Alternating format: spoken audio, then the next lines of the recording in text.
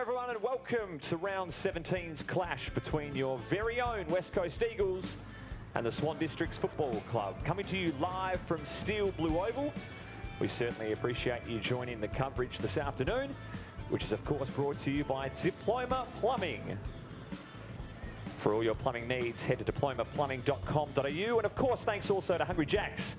The burgers are better at Hungry Jack's. Both sides today keen to get back on the winners list. West Coast having their 4-game winning streak ending last week by ladder leaders and reigning premiers Subiaco. And of course the Black Docs looking to snap a 7-game losing streak. My name's Steve Bandy, and it's an absolute pleasure today to be joined alongside inaugural West Coast Eagle and 3-time East Freo Premiership player Andrew Lockyer. Welcome to the broadcast, Andrew. And I guess West Coast currently looking in from the outside of the top 5, but plenty of room to make up the games with 4 remaining in the home and away schedule.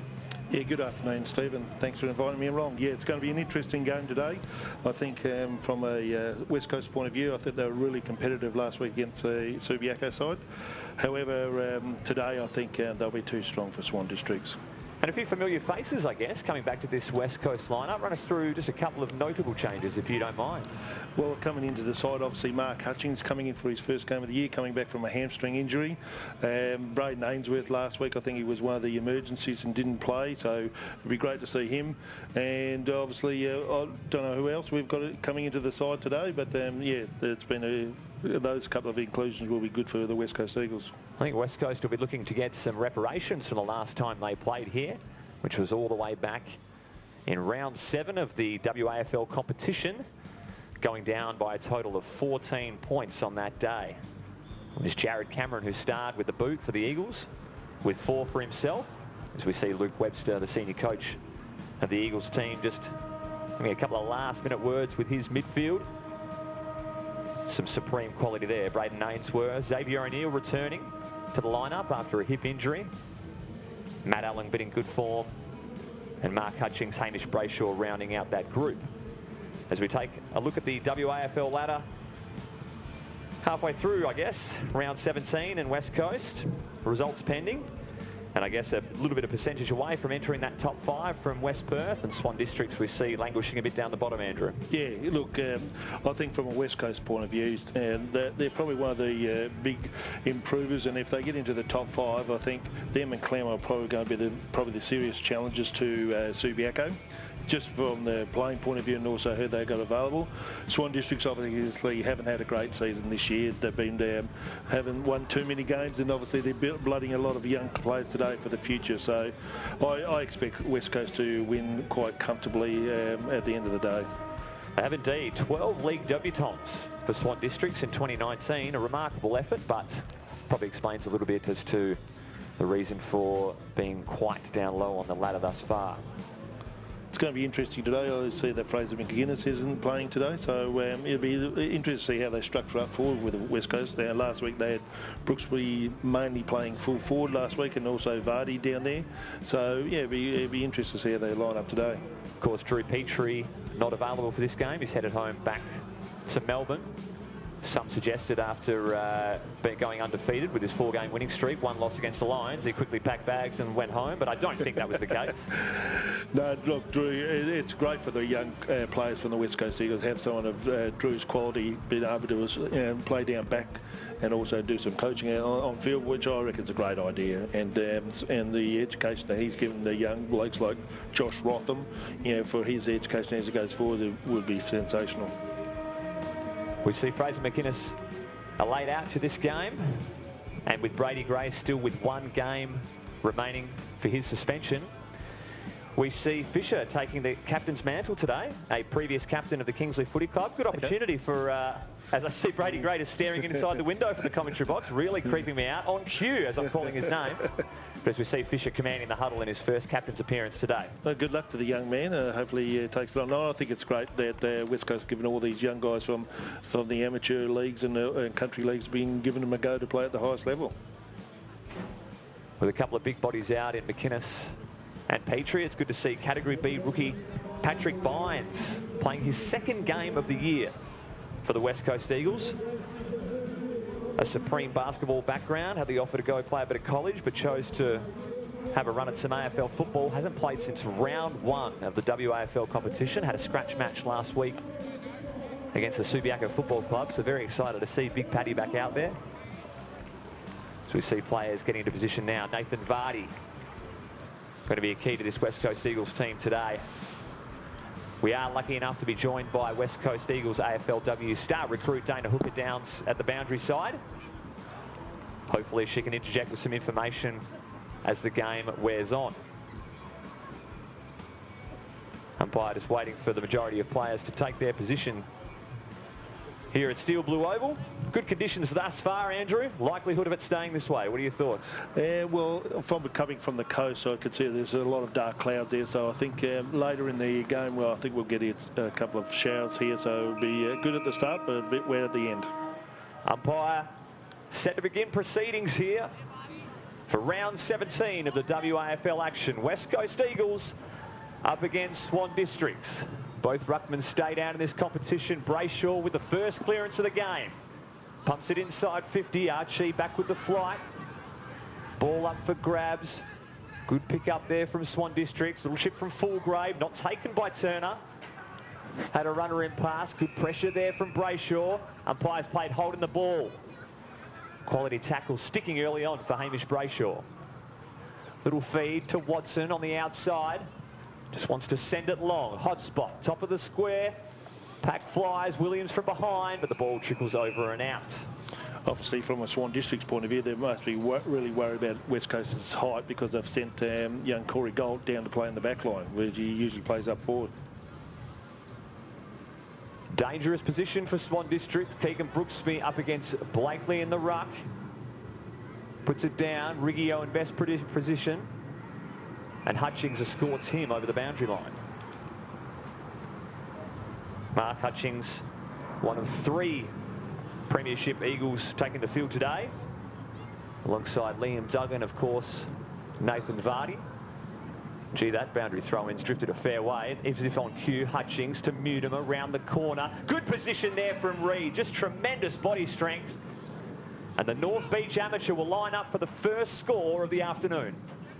It's interesting, Nick Reid played a few years ago in the Colts and he was very highly touted as a draftable player. So I know a lot of AFL clubs are looking at him at the moment, so it'd be good to see how he goes. Second in the club, leading goal kicker for season 2019, Nick Reid. Can he get them off to the perfect start? Makes the umpire work, but it's there. He's certainly a good kick in front of goal. Well, he knows where to find him, just too strong in that contest.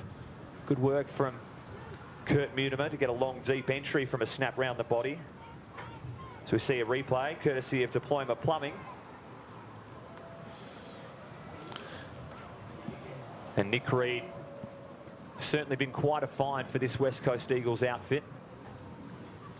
It's going to be interesting how they use Hutchie today, Mark Hutchings, whether they settle him into doing his usual tagging role and whether he goes to, say, Matt Riggio, or do they just let him free wheel for a while today? We see Jared Brander taking a spot on the wing. A tremendous size, Jared Brander, lining up against Glass McCasker there. As the ball returns back into the middle, it's going to be Vardy against the Doctor. Blakely. Bounce favours Vardy. Hit out searching for Brayshaw, but it's Hutchings on the left to centre half forward. Good work there, kicking the gap forward to Nick Reid. Not going to get to him in time. Hanson there for support. Reid collects, but the umpires play push in the back. Going the way of Hampson. He's got Wilson down the line clear if he wants him. Going to kick for distance. In front of the commentary box. Noble the flyer, Vardy across the face. Quick kick forward, it's going to work for Swan Districts. Cipro, little give to Clark, goes inboard. Oh, Payne dropped an absolute sitter. Ainsworth quickly onto him. Good follow-up from Braden Ainsworth. Matty Allen ducks back inside on the left. Has Williams clear on the flank. Swan Districts has the numbers. Hamish Brayshaw, low pass, gone over the head of Reid. And in the end, wasted opportunity on the counter there for West Coast. already you can see West Coast ball movement is so far superior, and obviously just the last entry there from young Brayshaw just need to hit a target, but their ball movement's so far ahead of Swan Districts at the moment. Been on top of the clearance thus far, West Coast. Only played 5 minutes here in the opening term. Front position, Brooksby. Brayshaw sweating on his opponent. Good pick up there from Reid. Just able to get Boots a ball. In the end, Full Graves there for Swan Districts. Has some space to Blakely. Swan Districts looking to get it out of there, only as far as Ainsworth. Good tackle there, able to hold it up inside forward 50, and the umpire will have a bounce. Braden Ainsworth, the mayor of Esperance, so he tells me. I'm yet to fact check that one. Couldn't think that's too accurate. Matt Allen collects. Hutchings hurriedly on the boot. It's all Swan Districts though. And a good grab taken there from Galt. He wants to switch play, finds Wilson in the left back pocket. Wants to go down the line. Duggan needs to provide a contest. Good fist inside the 50. Brayshaw feeds to Archie. Going to have to go on the left. Unselfishly to the top of the square. But Full Grave there for the relieving defensive mark. Wilson switch pockets. Has it on the far side. Kick is smothered. Hutchings a chance. Little give. Nick Reid. Can he kick the first two for the Eagles? Clangs off the woodwork. Good chance goes begging there for two straight. It's good to see Mark Hutchings getting a lot of ball at the moment through the midfield, and and obviously Nick Reid's presenting a real problem for Swan Districts down forward. Hutchings, of course, returning from his hamstring injury. Oh, what a terrible kick pulled into the middle there. Brander reading it all the way. And very little Hampson can do but shake his head and wonder why. Well, especially you would just almost see that Swan Districts going against the breeze at the moment, and they're trying to short pass out of their back line. They want to be releasing the pressure and coming closer to the boundary line and trying to come up the line. But coming back inside there, you've got to make sure you hit the target. Averaging 6 marks on the season, Jared Brander.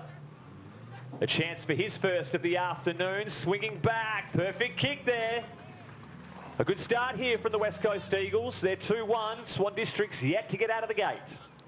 Yeah, young Brander is certainly going to be a player of the future for the West Coast Eagles. Obviously, he's a prototype of what a lot of AFL players, what clubs are looking for now. Nice and tall, moves really well, and I'm sure he's going to have a great career with the West Coast Eagles.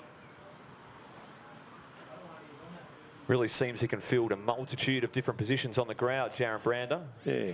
Yes, because he can play forward, he can play through the midfield, and I think he's even been tried down back. So having that multi-facet, it's going to be an asset to him. Also living with fellow Eagles Jack Petrocelli and Patrick Bynes. God only knows how that's going. Can they cook? I don't know, they just picked up a cavoodle for the household, so as long as they don't cook it, I think they'll be all right. Umpire to restart play. Good start here from the Eagles. Need to keep the foot down to the floor. Vardy wins the tap. Trying to follow up here. Bit of share and high congestion from the West Coast Eagles. Matt Allen back feed. Vardy to Hutchings. Big good early mark. Hutchings sends it deep. Williams does well to get a hand on it. Bit of composure required here from Swan Districts. They barrel it out of there. It's Fisher and Watson. Good tap there from Frankie Watson. Harry Edwards. Handball's intercepted. A chance here. Garcia finds Knott starting at centre-half forward for the start of the game. Has got a runner going inside the square. Going back towards goal. Good spoil there. Bring it to ground against Clark. Has the umpire paid a free kick? He has. Going the way of Mutimer. Yeah, obviously Swan's trying to get West Coast on the slingshot, get behind him and try to put it to space. Little chip to Watson as Curnow in the pocket ignores him. In the end, kicks into the man on the mark. A chance here for Swan Districts. Good attempt there from Garcia to lock it in. Great work by the Swan Districts player there to put some pressure on. Yes, those little 1%ers in teams that really can make a difference. A ton of numbers around this stoppage, top of the goal square for West Coast Eagles. Vardy knocks it down. Watson at the bottom of that pack. A chance for Noble. Back feed to Glass McCasker. Unable to take it. Ashman puts his head over the ball, gutsy stuff. In the end, the umpire, no choice but to ball it up. It's really interesting to see Swans how they've thrown their side around today. They're throwing blokes up forward. Blokes who've always played forward, they've gone down back, and blokes who are down back have gone forward. Vardy rucks his own tap work, but the kick to no one in particular. That's paid a mark, apparently. Swan Districts play on regardless. To centre half forward, Williams did well to get a spoil in there. Blakely at ground level, if you don't mind. A chance. Fulgrave set upon there. Hard tackle from Keegan Brooksby. Put him straight into the dirt. Ball still up for grabs here, just inside the centre square, and the umpire will ball it up. What a hit there from Keegan Brooksby. Enjoyed that. Yeah, he's a big boy, and he certainly know if he hits you, you'll be staying hit for a while. Free kick. Couldn't see what it was for. Going the way of Bright. Too high. Goes inside 50. Watson, spoil into the corridor. Rotham reads it well. He's claimed immediately. Swans want a free kick. Umpire, nothing doing. See, Swan District's got a very good arc set up here, as we saw with the last Vardy clearance from this defensive 50. Williams in the ruck on this occasion. Finds Allen. Snap kick forward. Blakely can't gather. Good pressure there from Mutimer. Rotham runs into a brick wall, going nowhere. Another stoppage. Pressure from the Swans inside their 50 has been absolutely fantastic in the first couple of minutes. So, yeah, well done, Swans. Well, it hasn't been down there too often, Locke, so I'd imagine they want to be hard. Oh, it's a free kick. Did you see what that was for?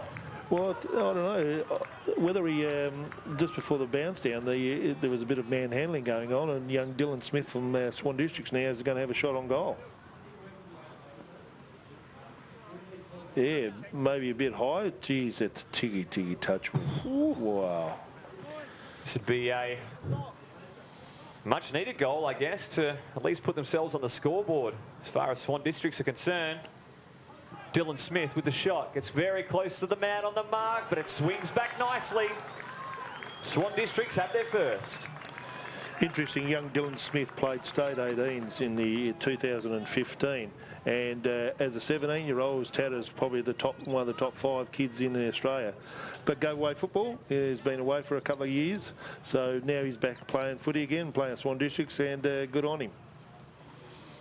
Yes, played the last 3 games at league level, Dylan Smith. But it's interesting now, we're looking at Swan's forward line. You've got Jesse Glass-McCaskey, you've got Tony Knott. Both of those guys usually play down back for Swans.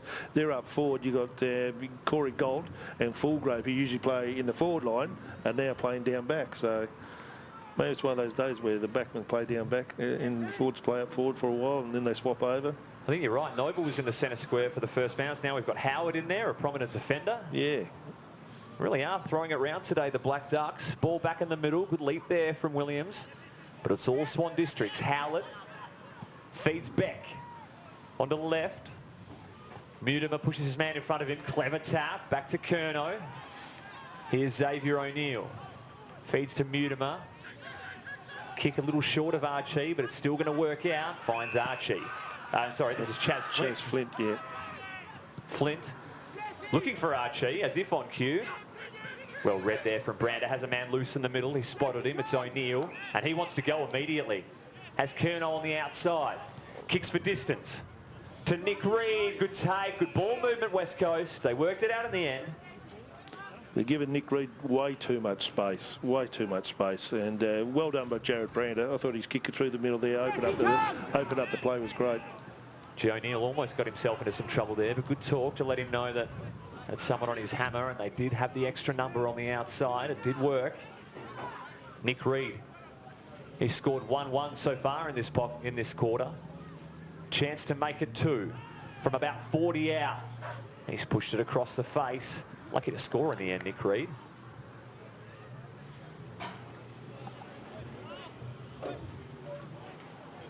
We've played 13 minutes here in the opening term. 8 points the margin thus far. Clear skies for the time being here at Blue Steel Oval. Hampson. Gee, that's a good kick. Spots Fulgrave all by himself outside the 50. That skill was on show there from George Hampson. Fulgrave, long down the line. Williams. V Noble. Ball at ground level. Archie, gee, look at the tackling there from the Swans. 2 set upon him immediately. No room to operate. Good work by Swan, just keeping to the side, keeping the West Coast out of the corridor for that kick in. It's going to be Williams up against Smith in the end. Clearance to Cipro. Noble front position. Curnow deals with him. Legally, says the umpire. Ball up for grabs for Garcia. 3 Eagles to beat on this occasion. Good tackle. Rotham goes to ground, wants a free kick. Umpire says ball up instead. Good work by the Swan Districts. Little small forwards there trying to keep it in front of them, and they keep knocking it forward. Well done by Josh Rotham. You know, he's turning out to be a really handy defender. Plenty of numbers around this stoppage from both sides. Williams, decisive hit out. Not tackled by Flint. Also Duggan. They're able to stop his momentum for a ball up. Not too much momentum in this game thus far. I'm sure we'll open up as time goes on. Here's a chance. Howard having a shot at goal. Kicks to the pocket. Rotham able to keep it in play for West Coast. Curnow just bangs it long. It's going to be out on the full, taken by Hampson. Not too many options to pick from here. Ton of numbers in front of him. Goes long to the pocket. Good spoil there from Rotham on Noble. He'll collect it back. Feeds to Duggan. Good smother. Swan Districts providing plenty of pressure here in the opening quarter. Howlett just able to get his handball out. Vardy, good pick up. Tries to run through the Swan Districts player in Clark. High ball. Umpire will pay the mark. Good pick up there from Brayshaw. Feeds O'Neill. A chance for West Coast on the counter. Reed's got 2 to beat. Just able to get a spoil. Deals with one of them. Well done. It's Reed versus Rayner. Geez, the little toe poke was clever. A chance if it sits for Brander. Has only 1 to beat. The handball inside was interesting, to say the least. It may even work. A chance for Ashman on the right. Very difficult on his non-preferred. Wilson in there working hard defensively.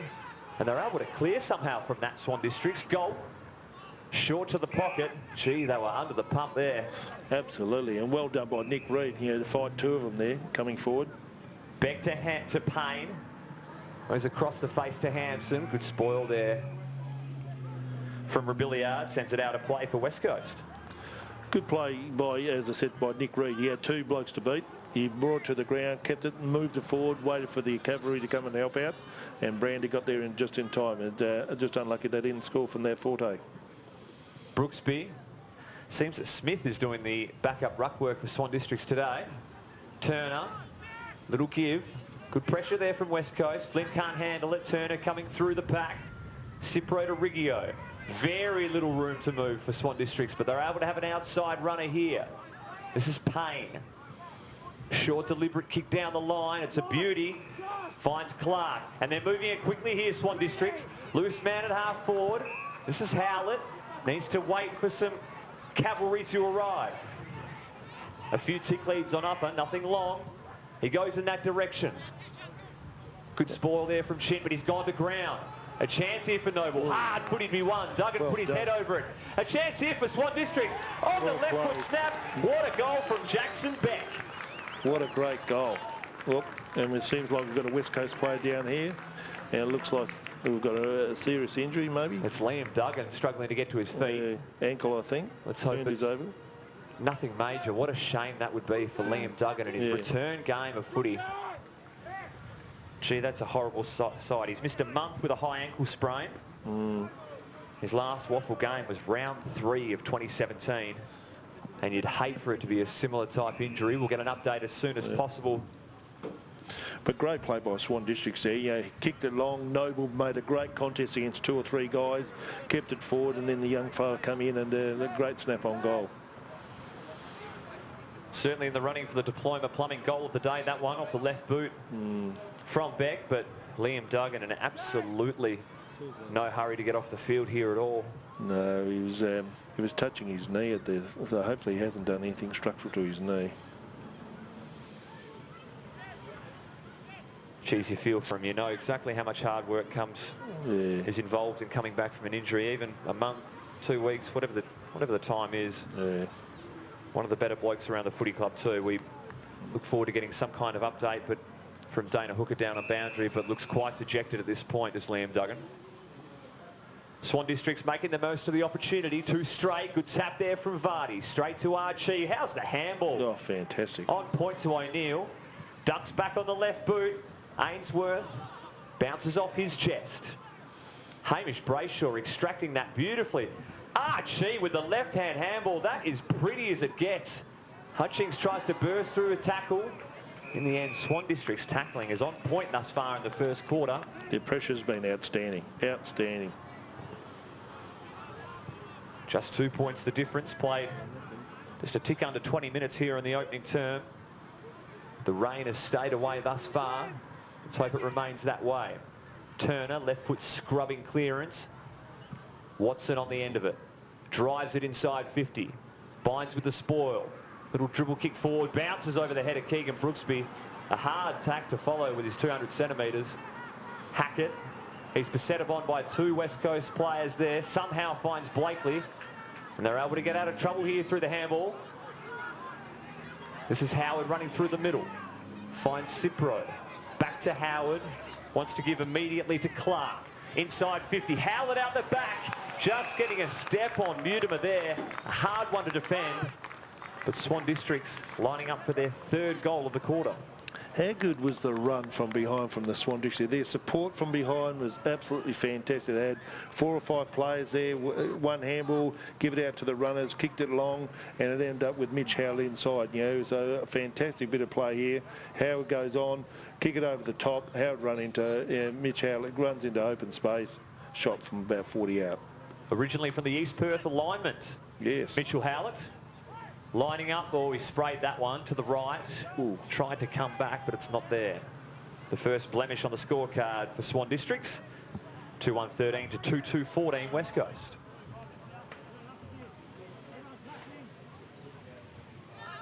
Fantastic string of handballs carving up West Coast in the back half on that occasion. Rotham's short pass finds Watson. He wants to move it quickly. Brander. Great kick. Little dab over the top, finds Flint. He wants to go long to the broadcast wing. Williams tries to get front position over his head. Ashman dribbles it forward. A chance here, West Coast, if they're clean. Williams to Hutchings.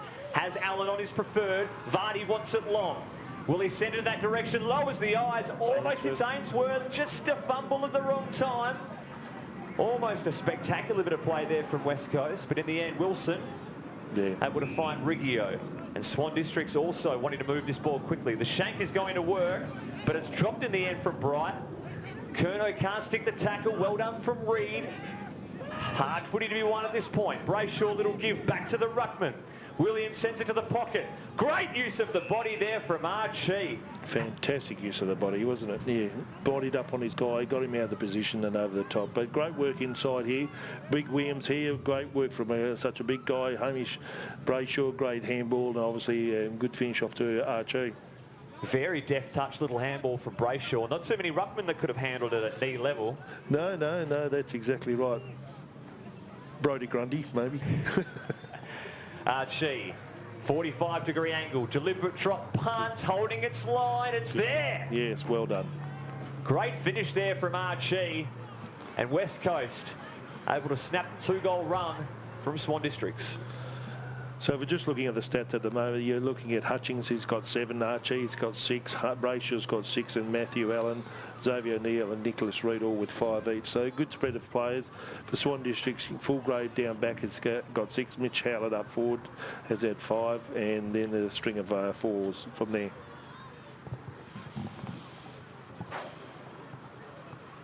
Haven't been able to have a look downstairs at the moment to see if Liam Duggan's having any kind of activity down at boundary level. Not a great sign if you've just joined us. Liam Duggan helped off the field in an incident in the early going in the first quarter. We're thinking it's lower leg of some variety, but keen for an update at quarter time. Umpire to restart play back in the middle. It's Williams against Blakely on this occasion.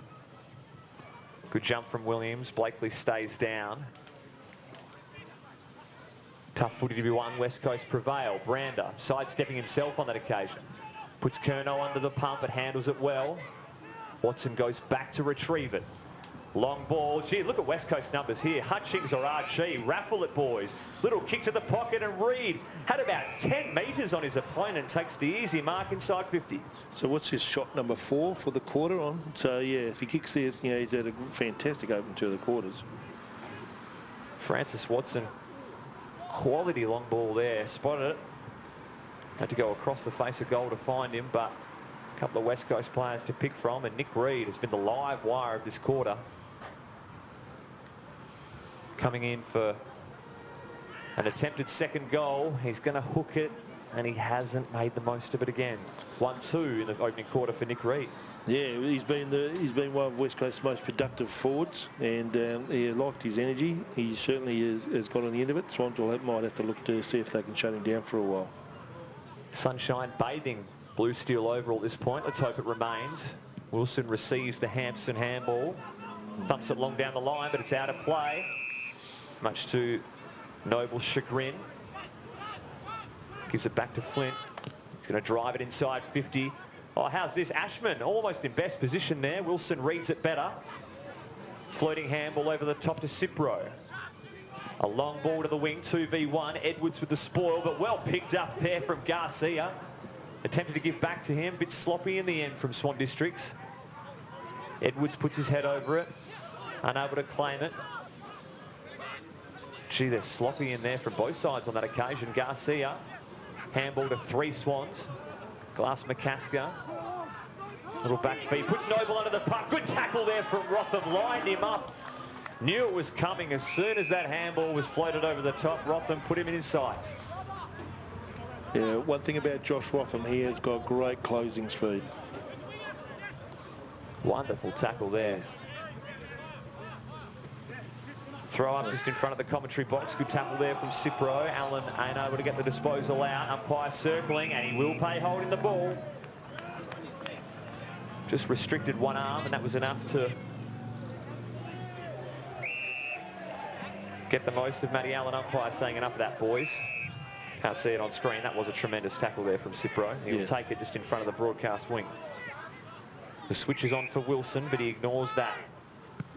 Was to kick for distance down the line to a pack. Williams flies higher than the majority, but in the end, has Smith claimed the mark? Yes. He has.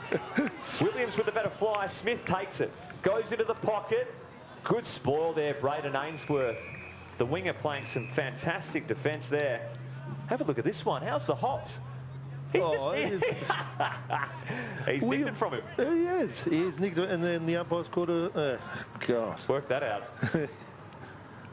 Throw in, right forward pocket for Swan Districts. Pushing the back from Williams. Umpires paid it. Yep, it was there. It was definitely there. And it's going to be Howard to take the shot, is it? Yes. No, it's Smith, the backup ruckman. Yep. Makes sense. Could be number 2 for the quarter. But really, really, in those tight situations, deep in the defensive area, you got to make sure you're just doing everything you possibly can not to give away a free kick. And that was just poor football. Poor decisions. He probably used the forearm, but it was the 2 actions that probably did him in the end. Yeah. Smith. A chance to put Swan Districts within a goal. Heading to the end of the opening quarter. Distance no problem, but the accuracy is a drama on this occasion. He's hooked it across the face. Ball still in play. Mal Allen just bangs it out of his defensive 50.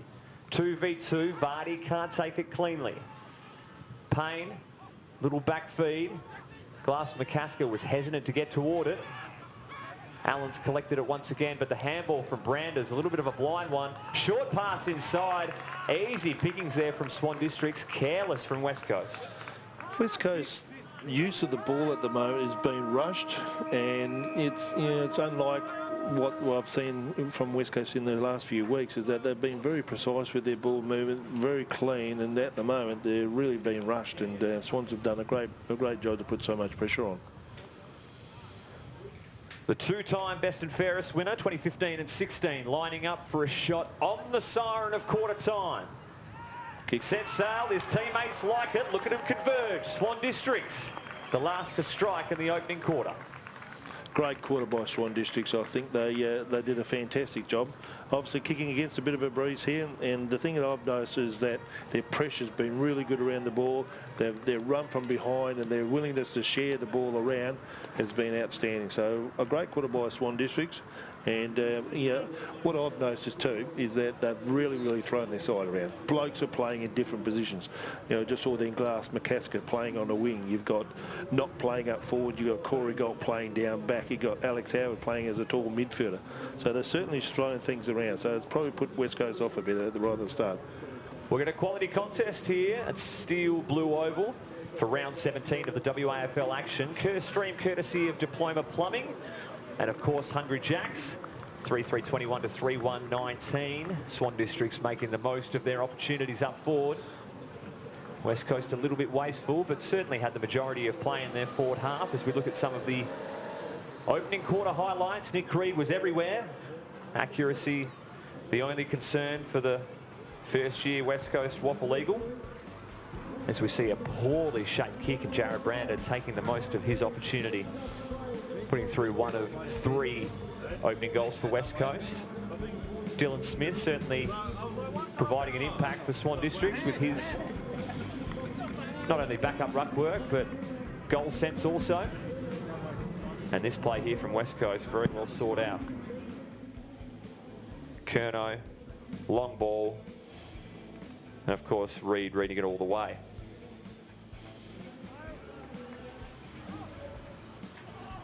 Of course, if you're only just joining us, Liam Duggan helped off the field through injury early in the opening quarter.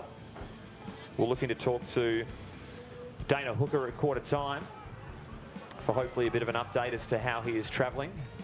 That's certainly one of the Diploma Plumbing goals of the day there from Jackson Beck. And of course, Riggio on the final siren through a West Coast turnover, giving the Swan Districts Footy Club some momentum into the quarter time break.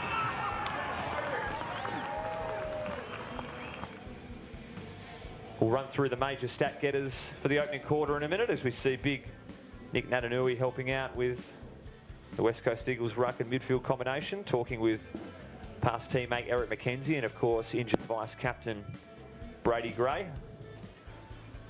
Mark Nikoski, ex-West Coast Eagles player, commanding the defence in the top corner, and of course senior coach Luke Webster speaking with the majority of the midfield there on the bottom right of screen.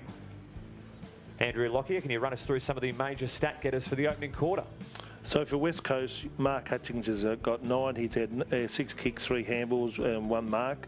Also, Matty Allen's had 7. Brander off a wing has had 7. Archie has had 6. Obviously, Nick Reid down forward with his one goal, and he's had a bit of the ball as well. So he's been really good. For Swan Districts, you've got there Bradley Fulgrave down back. He's had 6. Warwick Wilson off half-back has also had 6. And also Josh Cipro. So they've been, a good range of players coming through for Swan Districts. They run, they're sharing the ball around, but obviously Hutchings, and Allen and Brayshaw through the middle have been really good. Brander has been really good through the midfield as well, and Nick Reid down forward, as I said, has been really impressive. You can tell when Swan Districts were at their most dangerous was on the counter when they've got numbers streaming back towards goal, Andrew, when probably happened 2 or 3 times where they caught us on the hop and were able to get a bit of run and spread. Yeah, absolutely. They got them on the slingshot a couple of times, and it's quite interesting. Swans were willing to press a lot of their guys upfield, and then they try to get them out the back. Mitch Howard getting inside 50, get one over the back. But also their tools up there were great, have got a really good forward with Knott and also Dylan Smith down forward, really giving it a good contest. I think we're in store to have a quick look at the Liam Duggan injury from early in the first quarter. Hard footy to be won from both sides. Very hard to see exactly what happened there from Liam Duggan, but that was probably the speed that he moved off the ground from the back pocket until that very point. So I'm sure Dana Hooker will be all over it at the quarter time huddle, as you see her at the very bottom of screen there. I think waiting for Luke Webster to become available for a short interview as we break the huddle. But I can't get over this sunshine at the moment. Thunderstorms predicted, Andrew. I'm just waiting.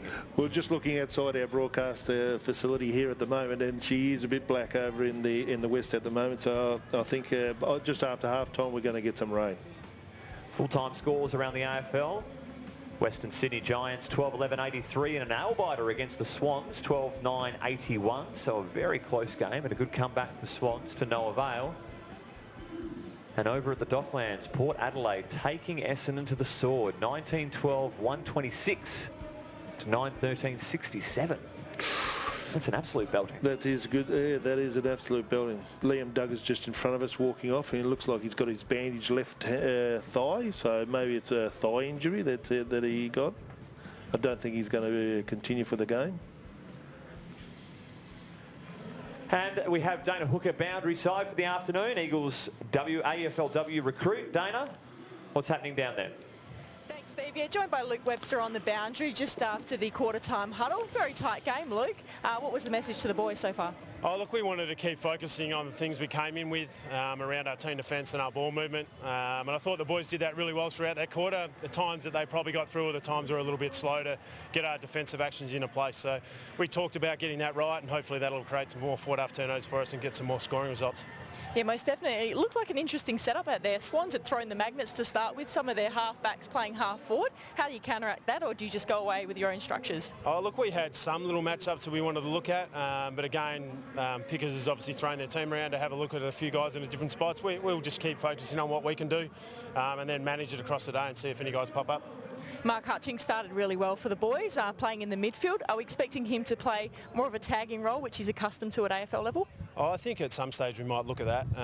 But yeah, we just want him to get him back playing and give him an opportunity to run through the midfield and have a little bit of time forward. So we'll see what the game's telling us. If we need to go to that, we can certainly use him. Well, thanks very much, Luke. Best of luck for the rest of the game. Let's hope that weather holds out and stays nice and sunny for us. Yeah, it'd be nice. Thank you. No worries. Thank you very much. Back up to you guys.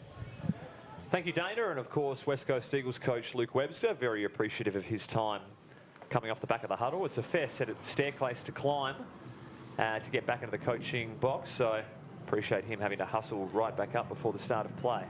Looks like Swans have made a change. They've put Warwick Wilson now onto Nick Reed, so maybe they've seen they can't get him, but go from there. As we begin the second quarter, thanks to Diploma Plumbing, the WAFL round 17 clash between West Coast and Swan Districts. It's going to be Rio feeding player in focus in Wilson. Handball a bit astray, but Hansen mops it up nicely. Kick down the line looking for Knott, and he handles Rotham with ease. Has Cipro in the pocket, ignores him, goes one out, top of the goal square, heading back, good chase from Smith, but he's going to run out of room, and Paddy Bynes sees him over the boundary line. Good challenge today for young Josh Rotham to play on Tony Knott. Tony's one of the top waffle players, and it's good education for him. Three-time best and fairest winner for Swan Districts is Tony Knott. Throw in, Vardy against Smith. Good hit out down. Edwards just bangs it forward, but it's all Swan Districts, and Glass McCasker taking the intercept mark. Well, this is going to be an interesting shot on goal. Jesse's usually plays down back. Don't know how many shots on goal he's had for a few days. So anyway, we'll see how he goes. Pick number 1 in the 2016 rookie draft to Carlton.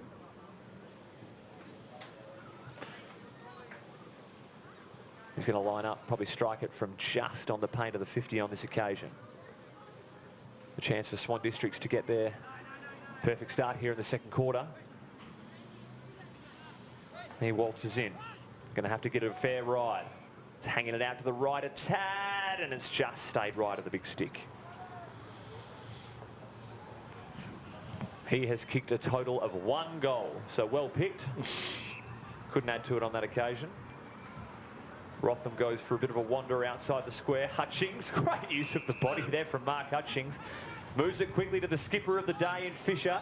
Nick Reed's got some space. It's Archie if he can get the ball to him. Long kick on the non-preferred right. That is an absolute ripper. Spills out to the back. Good pick up. Has he taken high? Umpire in best position, and he's paid it. Great work from the West Coast Eagles. Coast-to-coast movement of the ball. Yeah, great transition football there. Mark Hutchings started off with a great handball here inside. Kick to Nick Reid. Nick's kick to actual Archie was perfect. Archie just couldn't finish off and take the mark, but young Chaz Flint got there, front and square, got high. Now he's going to have a shot on goal. You said it well, Hutchings with his contested mark. I don't know how many of those he's taking in an AFL game of footy, but the decision to move it immediately, just paying dividends there for West Coast. Chaz Flint had his debut about a month ago against Peel Thunder. A chance for his second goal in his career. Beautifully worked there. And the West Coast Eagles get the first in the second quarter. Yeah, once again, as we said, it was great movement of the ball, and young Chaz Flint got to the right spot, front and square, head over the ball, and good kick on goal. The right boot there from Nick Reid on the run was impressive stuff. Archie did his best to lay out horizontal to take it, but in the end, not too many players at this level can hit targets like that on the non-preferred on the move. Interesting scores around the league at the moment, Steve, is that Peel Thunder are 15 points in front of the Tigers down at Peel, and Sharks are 2 goals up on West Perth up at Joondalup. South Mal doing a job on East Perth. Probably not in West Coast's best interest if Peel gets up in that game, you'd have to say. No. Definitely West Coast would want Claremont to win that game. Ball back into the middle. Vardy with a couple of taps. Can't clear the footy. Swan District's blind handball on the inside. Archie attempts a little toe poke. Curnow tries to hold the footy up. It's not going anywhere. Umpire will rebounce.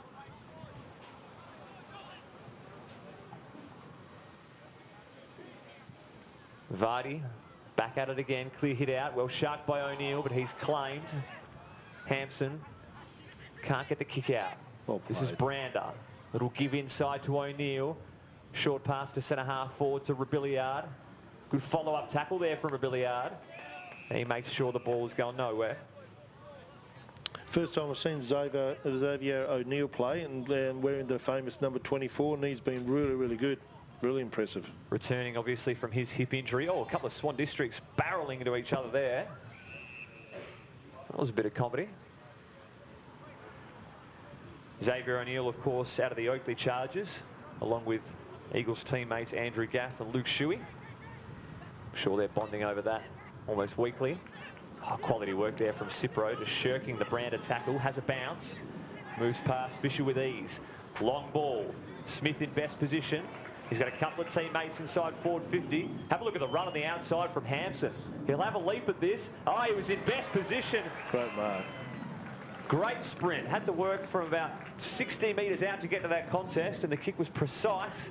Swan Districts, you'd think, would be an absolute Monty to put through their 4th goal of the day. Great work by Josh Cipro here to take the play on. Obviously got past 2 West Coast players, hit Dylan Smith, and then Dylan Smith, great vision to see that George Hampson on the outside was coming towards the goals. 2-time best and fairest winner for Subi and 2 times for East Freo. Makes no mistake on that occasion. Swan Districts with the quick reply. Yeah, great ball movement once again by Swan Districts. It's a good quality game. It's a nice open game. The skills have been really, really good. So, yeah, really impressive.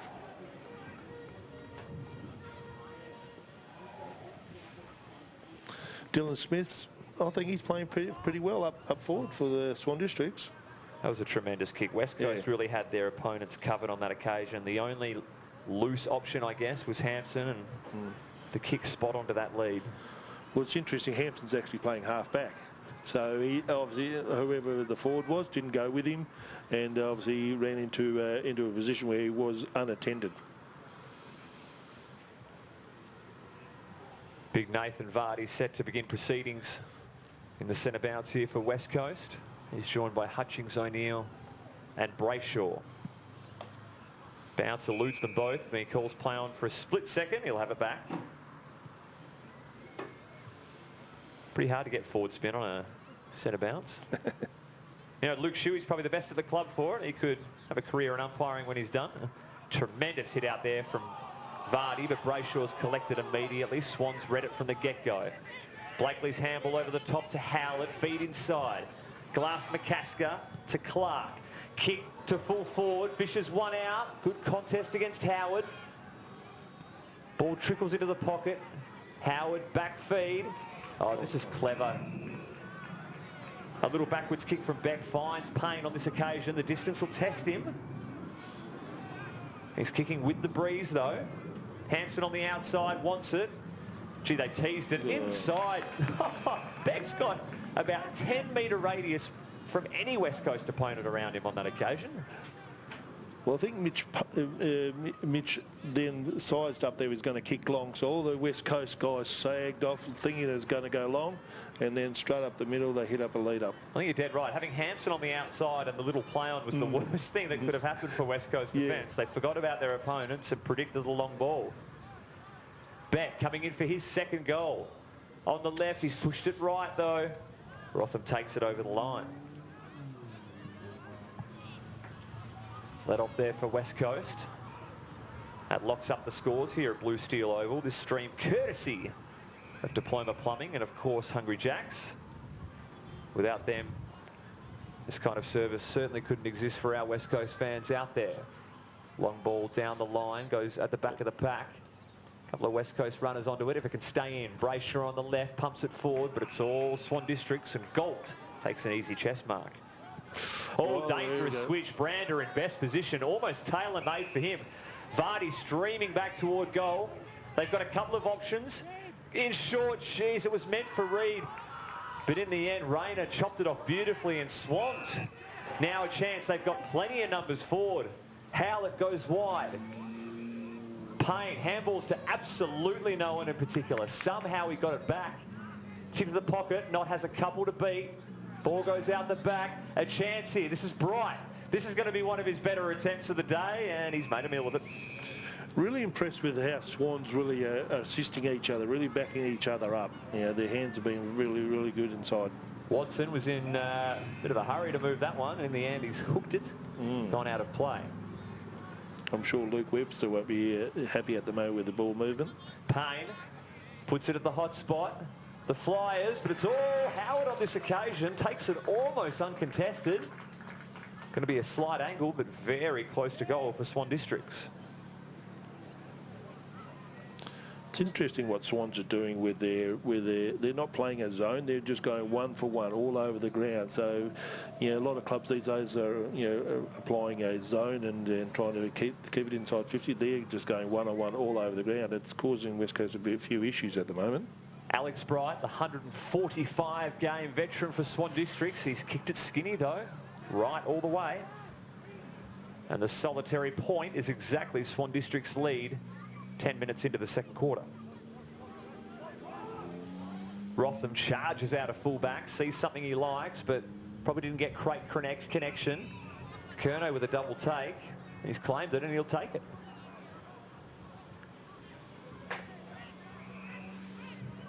Umpire instructs him to play on immediately.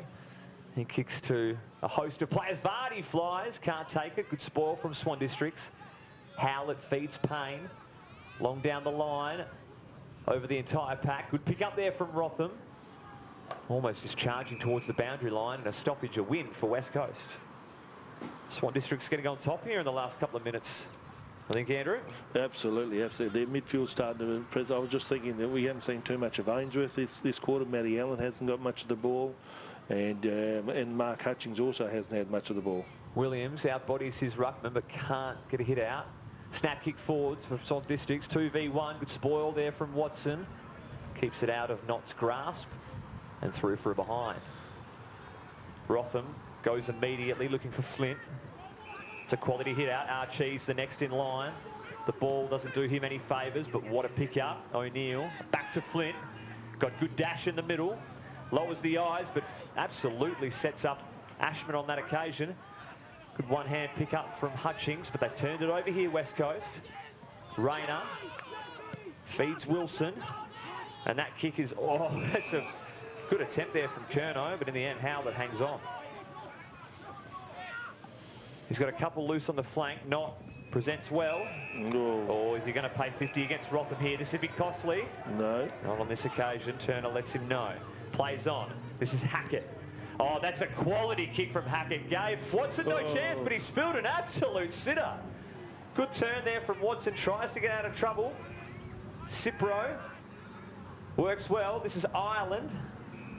Good ball hits up Riggio. What a simple drop that was from Swan Districts. The delivery was perfect. Riggio's ball into the pocket. Doesn't do his teammate Beck any favours, and it dribbles over the line and out. The game is about opportunities. Dylan Smith leading straight up the middle of the ground. Beautiful kick, and he's just got to take those. And at the moment, Swans are really pressing hard, but they're not putting it on the scoreboard. Throw a blanket over about 20 players here inside Swan Districts' forward half stoppage.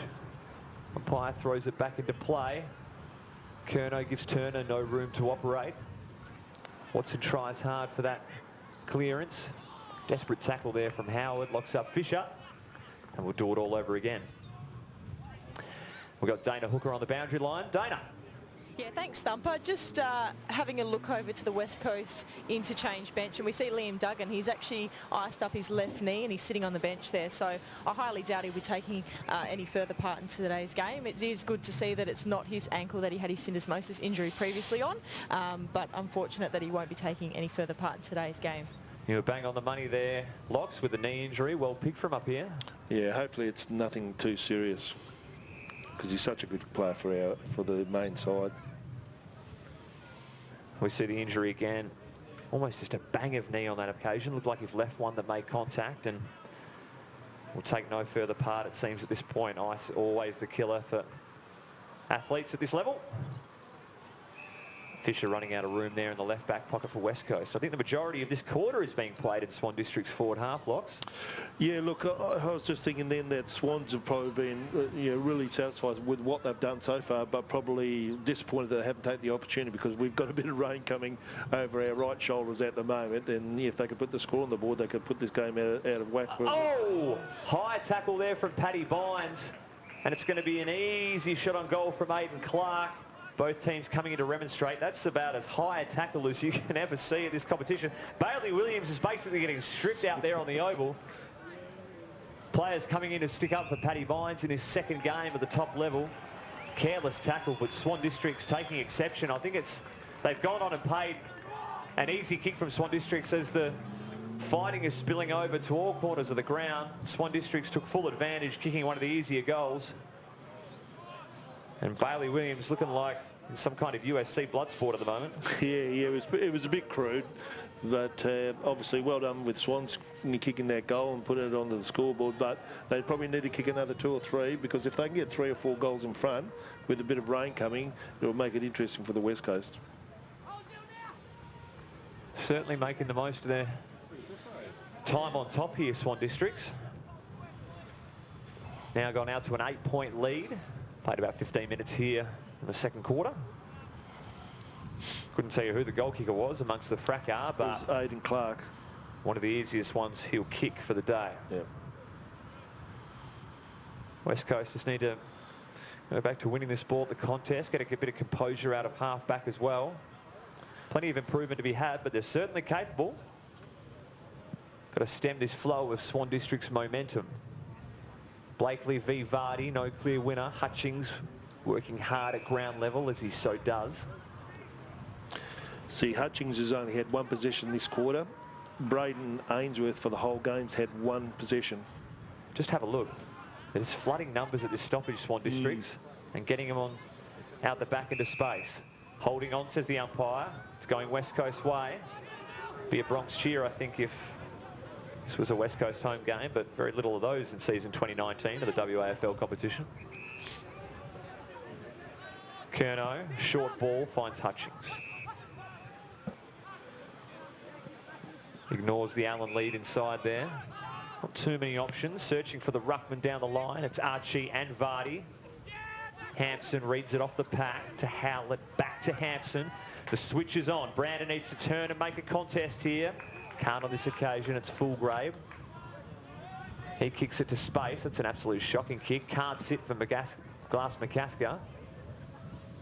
Brander. He's claimed immediately by Hackett. Bynes stripped off it. Hackett did well back inside to Glass McCasker. Just fumbles it with no real immediate pressure there. Jeez, he's extracted that from Curno's hand somehow. And Swan Districts are away. Riggio, short pass. Beautiful one-hand collect from Clark. The switch is on.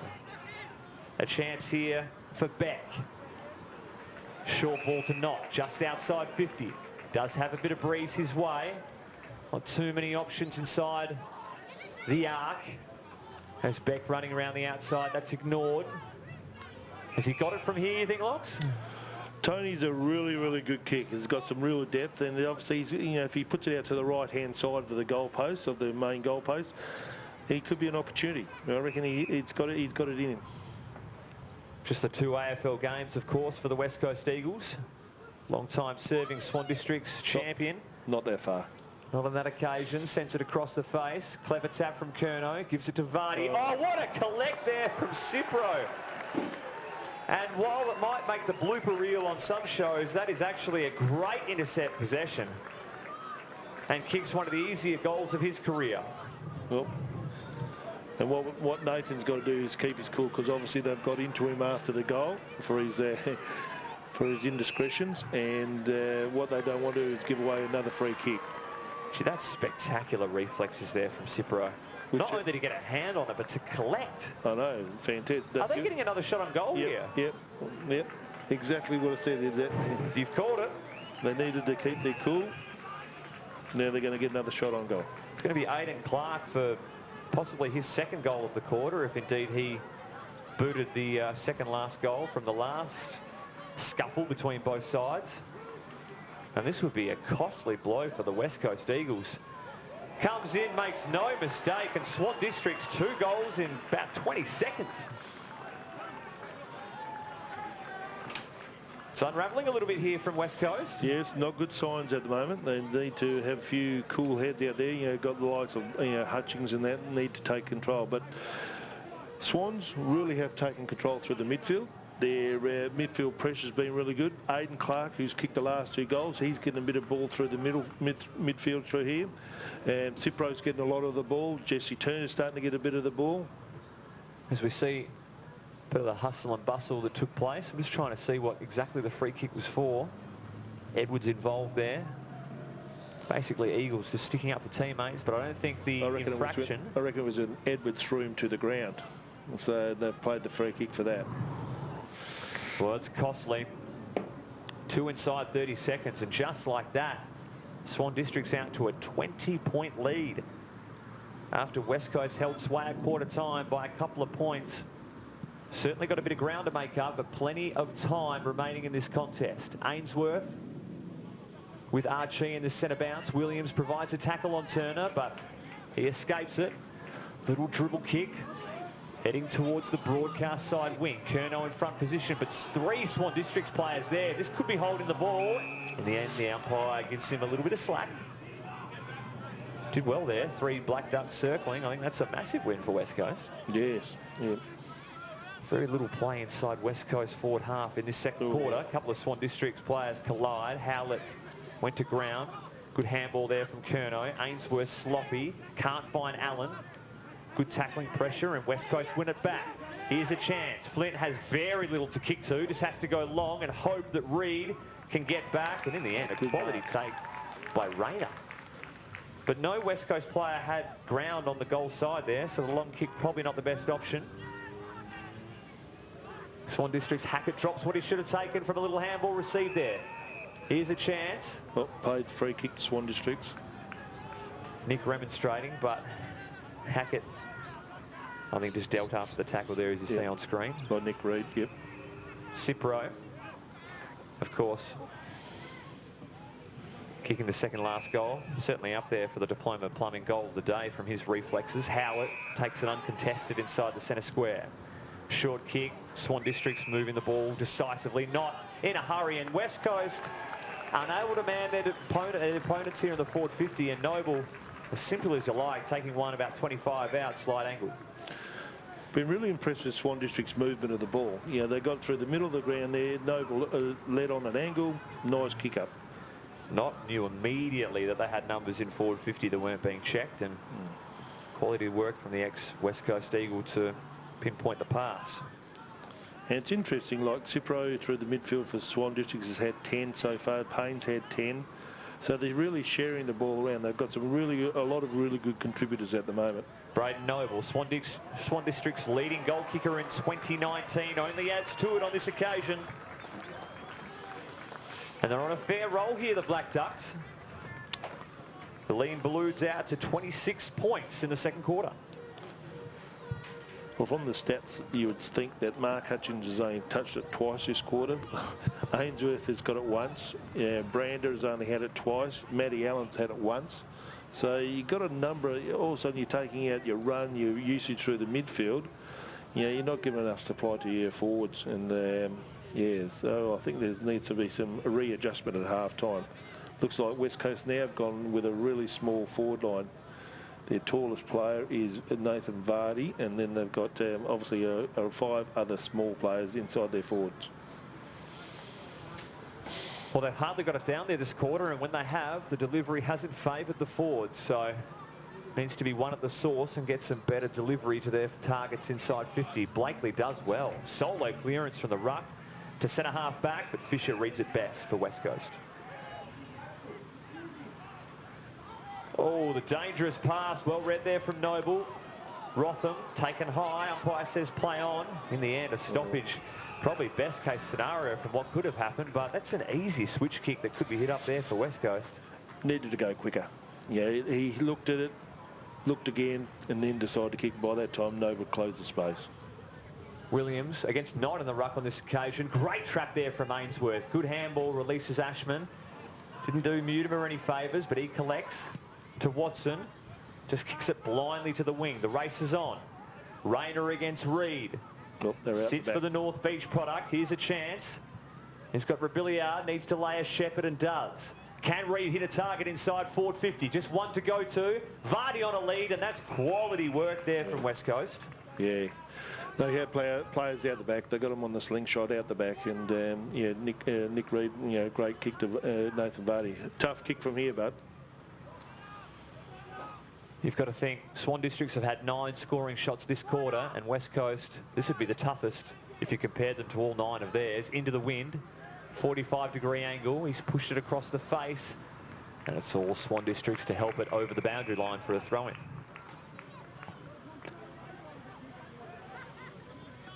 Still plenty of time remaining in this quarter to pinch at least one back as far as West Coast are concerned. Swan Districts mindful of that. They've sent a host of numbers around this ball. Throw in, Williams against Blakely. Turner releases. Good contest there from Mutimer. He can't release the handball. O'Neill collects, puts Brander under the pump. Back to O'Neill. Looking for Rotham, just has to send it long inside 50, but in the end, it's off target, out of bounds on the full. Over the back, Alex Howard. Oh, the kick is poor. Ainsworth all by himself at centre-half forward. Has Mutimer, spots him. Is that 15? Only just. And Kurt Mutimer into the breeze is probably one of the only Eagles that could make this journey. Got a thumping left boot on him, and don't they need this? Just the 4 games in 4 seasons for Kurt Mutimer, still just 22 years of age. This would give West Coast quite a spark heading into half-time, and look at the distance he's covered into the breeze. What a goal from Kurt Mutimer. West Coast claw one back at the death of half-time. Certainly from that distance, to kick it against the breeze, what a fantastic kick. What a fantastic kick. Has he got the scope to play more AFL games, do you think?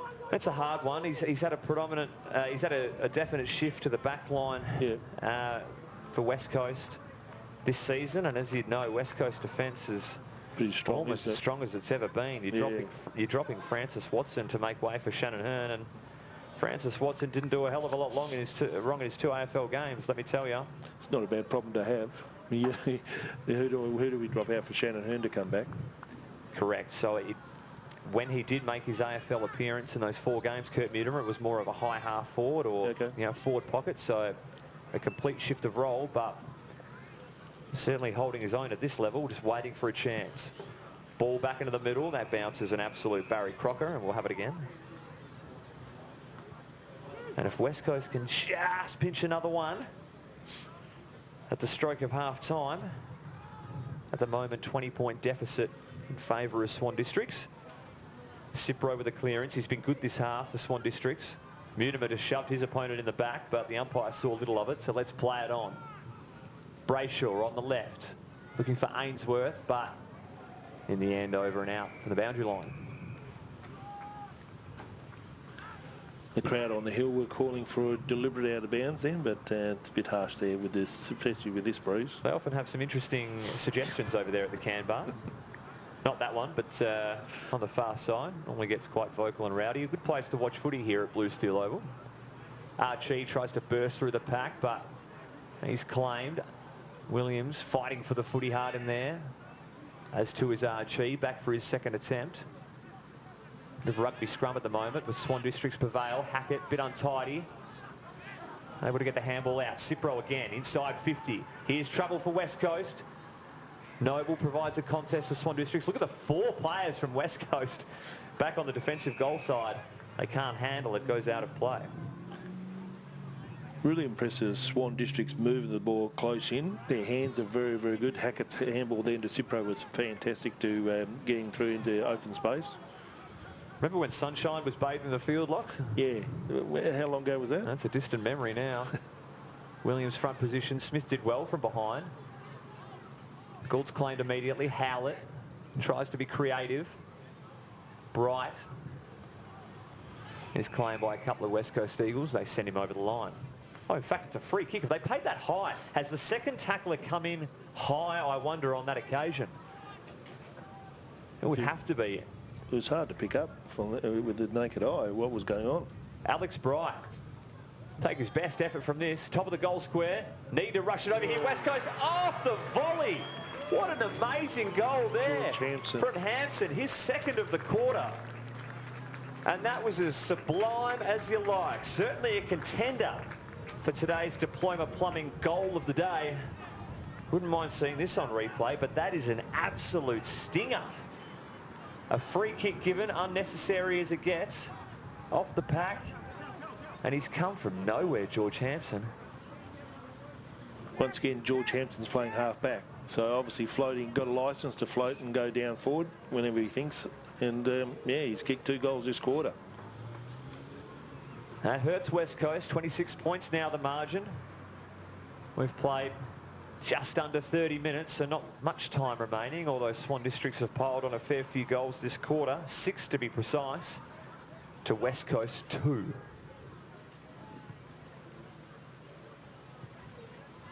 Umpire to restart play yet again. Can West Coast get this clearance into their forward 50 in a hurry? You wouldn't think there's too much time on the clock.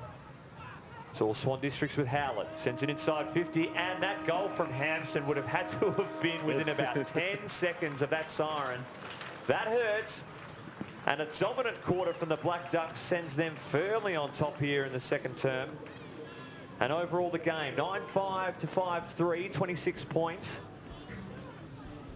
As we see, well, I don't think those stats are correct. If Hampson's had 42 touches, that's one hell of a half. And I was looking at that Jack Bradshaw. I was sure he plays at Claremont, so and so does Lim. So I don't think they're exactly correct. You have the major ball winners and stats for us, Locke. So why don't you fire away, mate? Well, I think you just got to. The game is, I thought West Coast started to fight back in the last 5 or 10 minutes, but they need some more out of their midfield. We've got Jared Brandon on 12, Mark Hutchings on 11, Archie on 10, Nick Reed up on 9, Hamish Brayshaw on 8. So there's some guys there who got the ball thinking that, we got Hutchings, he had 9 in the first quarter, he had 2 for that quarter, so Brander had 8, he's had 4 that quarter, so we need a lift out of the midfield of the West Coast Eagles. For Swan Districts, Cipro's had 13, Mitch Hallett 12, Jackson back down forward 10, George Hampton off a half-back flank, he's had 10 and kicked 2 goals. So I think West Coast need to tighten up on a few of the Swan Districts players. We have boundary rider Dana Hooker for the day, has midfielder Hamish Brayshaw with her. Over to you, Dana.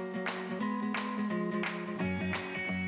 often we get everyone together, and it's getting more and more difficult with our travel and with the young families. So this was a good chance to get everyone together and have a bit of fun. Well, the racing format today, without a lot of thought, is we've got a finish line and we've got 3 staggered starts. So the 0 to 1 year olds, the 1 to 2s and the 2 pluses, and hopefully they all finish at the same time. We have a good race. We started walking in the last 4 to 5 days. So yeah, not a great deal of preparation, but he's definitely a chance. We've tried to prepare as best as possible, but unfortunately he's not too mobile just yet. So I think he's at very long odds, but hopefully he learns to crawl or something as we speak. Ollie, are you going to win? Yes, I am. What are you wearing? What am I wearing? Well, me and Bo have both dressed the same, and we've gone with polka dots, and we've got suit pants on. Do you like our bow tie? Because Bo's name, bow tie. Get it? I think that's just Texter beard. What do you think? No, it's real beard, not Texter beard, just real beard. I heard it's Texter beard. I think he looks the part. Whether he'll get off the starting line, I don't know. He's got a bit of ADD like his dad though. So Elsa, which baby do you think is going to win the race today? Ollie. Yeah. Because he's a cute baby, and also Luke Shaw is my favourite player. Luke Shaw. Are you only saying that because I'm here? What if Josh Kennedy was here? What are you wearing? I'm wearing an Elsa costume. So my 2 girls, Lottie and this is Sage, and she's dressed up with Elsa and Anna. Do you know Frozen? Yeah. Do you like Frozen? Yeah. Yeah, it's one of my favourite movies as well. Let's get ready to ride.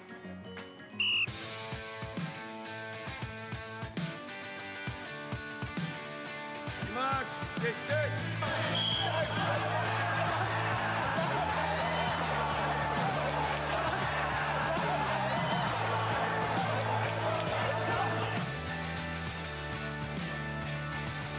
He went okay, better than I thought. He's not a long distance runner. He's only short distance like his old man. He made weight, which was good, but no, he was competitive. Yeah, it just shows how many kids are involved in the club, and it's good to have these things and get all the girlfriends and wives and that together. So, yeah, good day. Who won? Ivy. Yeah, Ivy Coford. Yeah, Our Ivy. strength and conditioning guy. Yeah, his daughter won the race. She was really quick, wasn't she? What was your job today, Elsa? To be the host. The host. How did you go? Did you have fun? Yep. What was the best part about being a host? That I get to blow the whistle. Okay. You want to say to the camera, this is Elsa Simpson signing off. This is Elsa Simpson signing off.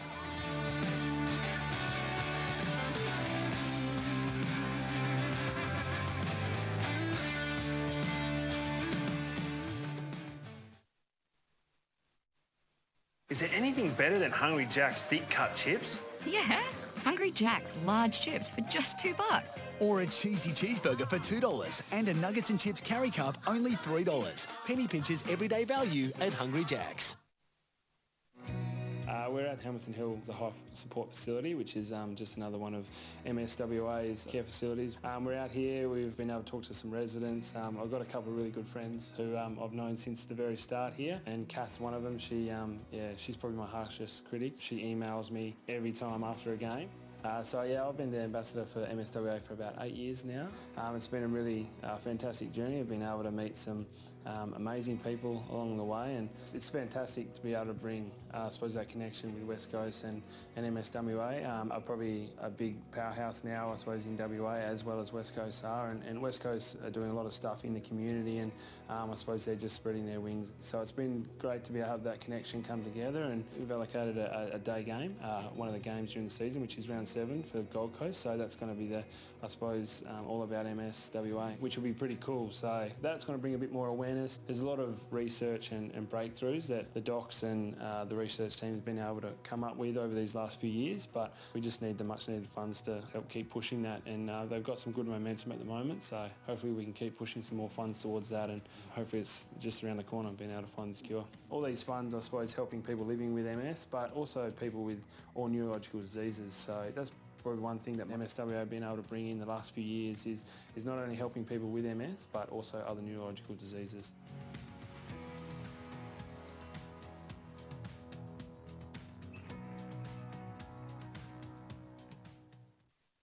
What? They do wraps? Yeah, Hungry Jack's new chicken wraps with bacon and avocado. Choose succulent tender crisp or flame grilled chicken breast. Try our 100% Aussie chicken breast wraps. Hungry Jack's, now delivering with Menulog.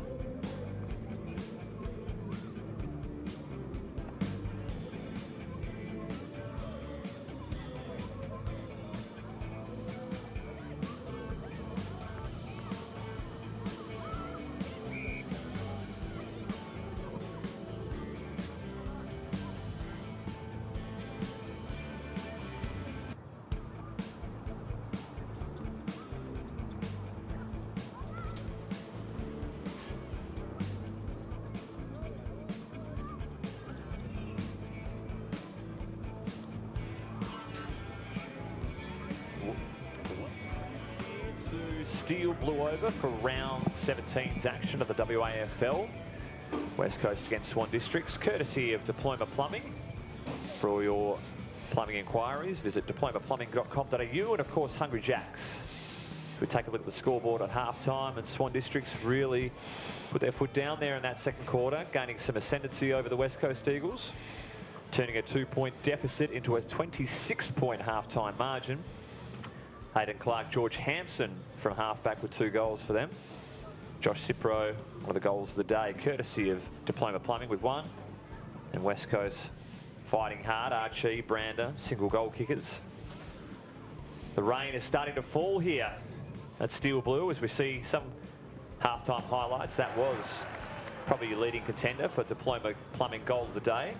With Josh Cipro, one of the better efforts of reactions I've ever seen, I think. Yeah, well, as Jason Dunson would say, what do you think? You could hit around the guy? You know, I know what Nathan Vardy was thinking of trying to go over the top of him, but I think you could kick it with a bit more height.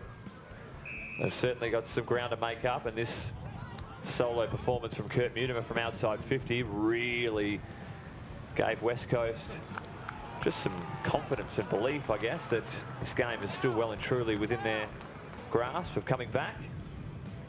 But this goal here, courtesy of George Hampson, really put some sting in the tail as far as Swan District's concerned. Beautifully read, and the crowd got around every bit of it. It's interesting, I reckon the tactics of Swan Districts to throw lots of guys around and also just playing a one-on-one game threw West Coast off, and I thought at the time we probably didn't react quick enough and change up what West Coast were doing, and it's led to Swan Districts playing a really good brand of football, and they're 4 goals up, and we've got a fairly heavy rainstorm happening at the moment, and it's going to be interesting for West Coast after here.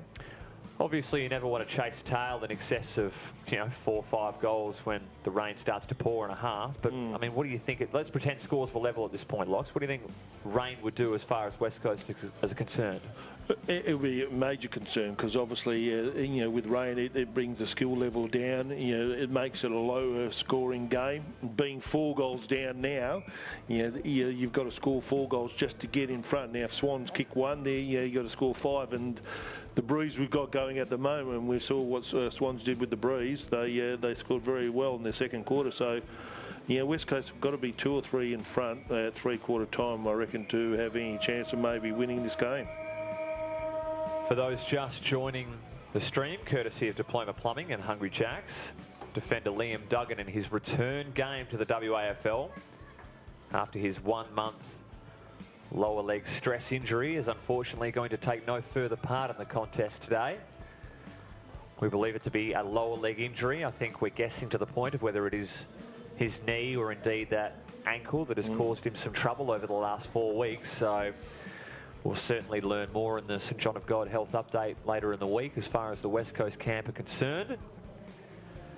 But hope it's nothing serious. He's done well to get back and probably was setting his sights, playing well today, put some pressure on to get back into the senior side with only 3 games to go after this weekend.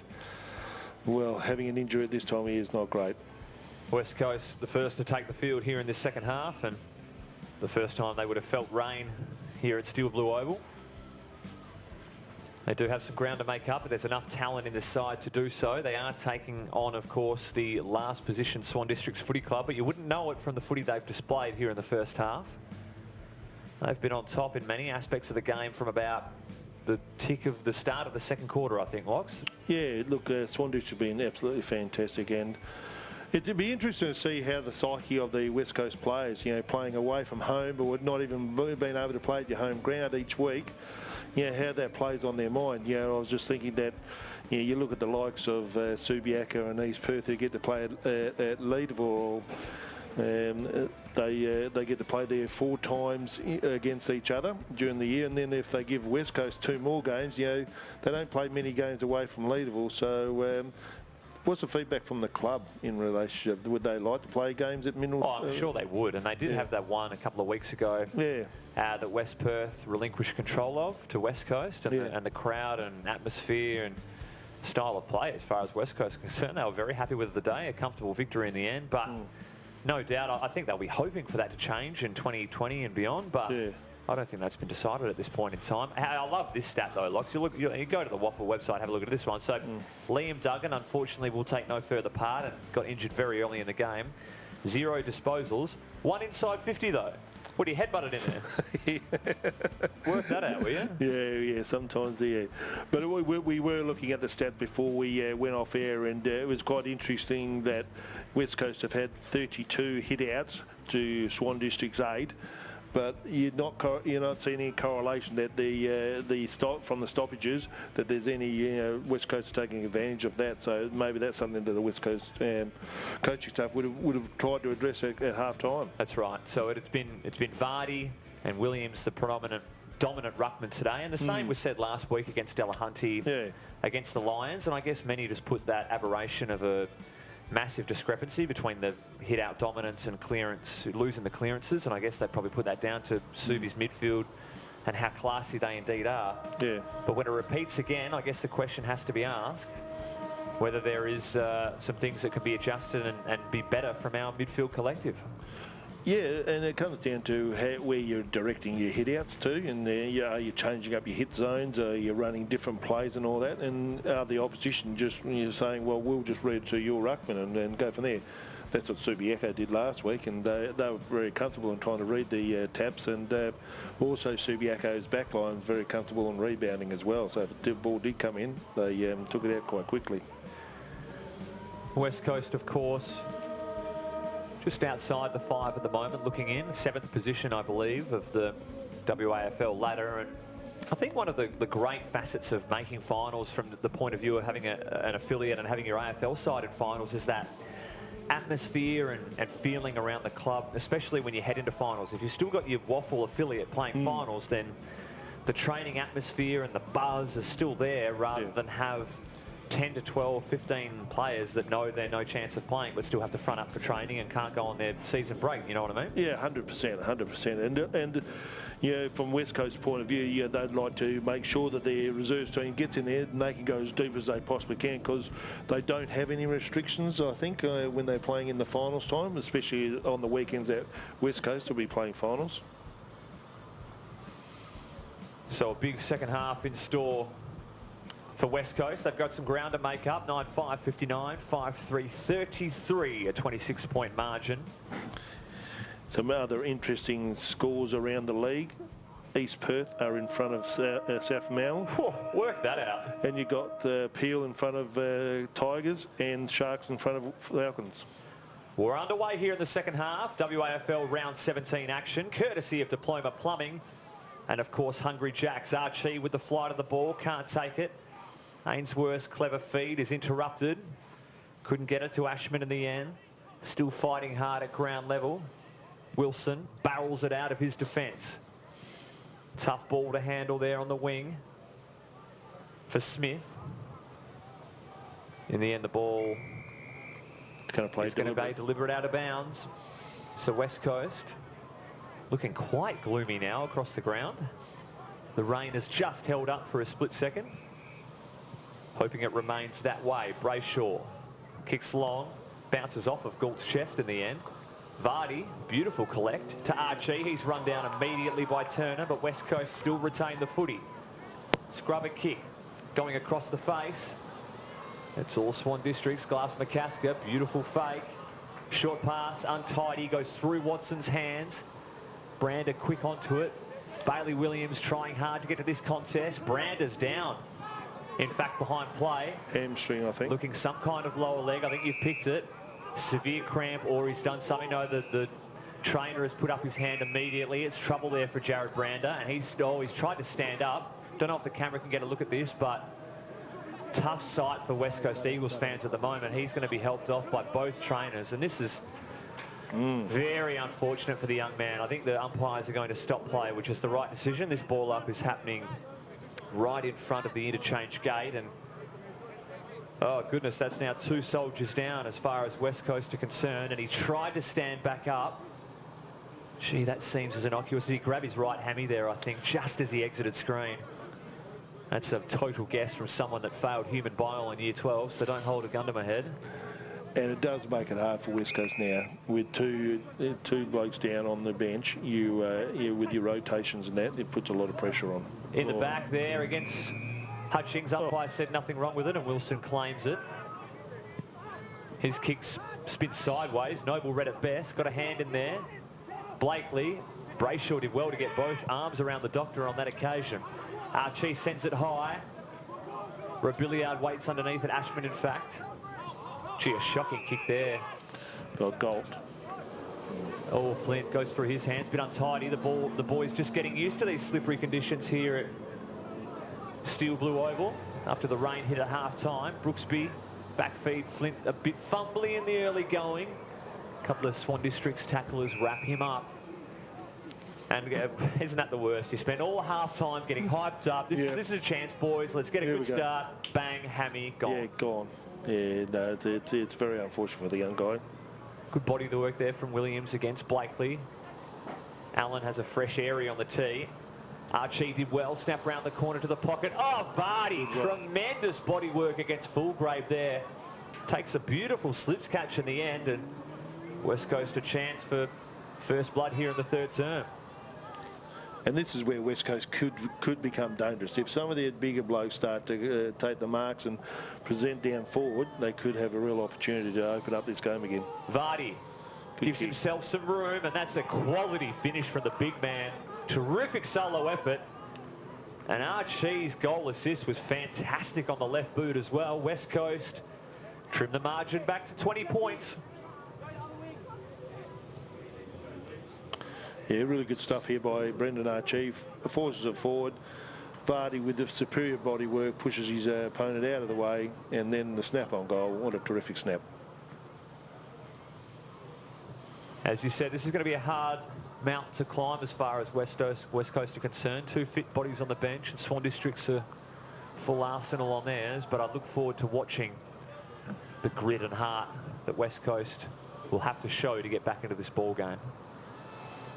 They've done themselves a quality service in the opening going here in the third. Look at the lead there from Bailey Williams, and in the end he's going to win the free kick. Blakely can't understand why, but when you don't jump in the ruck, big fella, that'll do you in. He's certainly been impressive over the last few weeks, you know, young Williams. You know, he has got some talent. He's got some hops. Oh, the torpedo's gone pear-shaped. Hutchings in best position, almost the chest mark. Great work to follow up there. Hutch on the left boot to full forward. Couple of Eagles fly. Reed, can he go on the left foot? Round the corner. A chance. Vardy lets it go through. 2 goals, well done. 2 in the opening 5 minutes here for West Coast. It was a great kick by Williams, that chaos ball inside 50, and Hutchings did a fantastic job to go front and square, and Nick Reed, well done, front and square, recovery. Great snap on left foot. Gee, Archie almost took him out in the contest. It's almost the less time Reed has to think about it, the more accurate it can be. Absolutely. That's a quality finish, and Vardy was there to mop it up in case it was a tad askew, but love the work from Hutchings, the follow-up to put his left foot inside 50 entry into a dangerous area. Reed's probably been West Coast's most dangerous forward all day. Hard to argue with that one, Locks. Hard to argue. A dream start in the third quarter, but still 14 points down. Williams, decisive hit out. Allen can't take it cleanly. Little tap back to Flint. A chance here. Hutchings just puts it hurriedly on the boot. Williams feeds. O'Neill has an option. Can't hit Ainsworth. Puts him in good position to collect though. Wants to go back on the left. In fact, goes right. Confuses his opponent. Puts it to the top of the square. Matty Allen with the fly. Good spoil. O'Neill's met heavily. Umpire swallows the whistle and says, I'll have it, lads. All of a sudden, Hutchings is involved. Williams has given him good, energy with at the ruck there. Throw up, Brooksby, hit out, Turner, relieves some pressure for Swan Districts. Oh, good mark. That's a quality mark contested there from Paddy Bynes. Oh, puts Mutimer well and truly under the pump. Don't know how he escaped it. Check side, just wanted to get rid of it at the end. Goes inside 50. Hampson can't collect. Here's Ashman on the left boot, the preferred side. Oh, it's gone through the fingertips of Archie. They're always hard to handle in the wet conditions coming at that pace. So, yeah, a bit unfortunate. But as I said, the energy from the West Coast players is a lot better at the moment. And they're putting Swans under pressure. Didn't Paddy Bynes almost put Mutimer in next week Yes. with that little handball give? Yeah, thanks for coming. Very slippery there from Kurt Mutimer. Brayshaw can't get a clear kick towards goal. Good defensive pressure from West Coast, locking it in. The ball squirts out momentarily. Brooksby drags it back in. And the opening 7 minutes have all been played in West Coast forward half at the moment. So they've come out with the right intensity here, West Coast. The first 2 goals of the term. Hit out's boundary side. Good tackle. Oh, geez, what have they paid there? It's going against O'Neill for hanging on, and I, for one, disagree. Well, I thought he was trying to kick the ball. He just tackled him. He's picked it up here. Oop, I'll drop it out. Go figure. Hackett, long down the line. Who's flying here for West Coast? Noble, first hands for Swans. Knott working up the ground for his disposal. Almost playing a wing roll there. Fisher working from behind. Bright's the first to act for Swan Districts. Good tackle from Curnow, and West Coast not giving them an inch in this third quarter. The positive that's in West Coast's favour is that with this wet weather, it does bring it in a bit closer, and with the bigger bodies, it probably does favour West Coast there at the moment. Toss in just in front of the broadcast wing. Matt Allen streaming through the pack. Handball's inside. It's going to be a turnover. Hackett spun once, got it to Hampson, to Glass McCasker. That's beautiful, evasive skills. Spots Beck on the outer side. He's got a mountain of room on this occasion if it sits. It does. Fisher barrelling down. The short kick finds Payne. And this will be the first forward half entry for Swan Districts. It's taken 8 minutes in the third term. Very little to go to. Thumps it long. Couple of flyers for West Coast. Williams brings it to ground. Mutimer can't collect. Bright dispossessed. Ainsworth bit fumbly. Handball to Brayshaw. Kicks blindly around the corner, and Lux of Fortune finds Brooksby.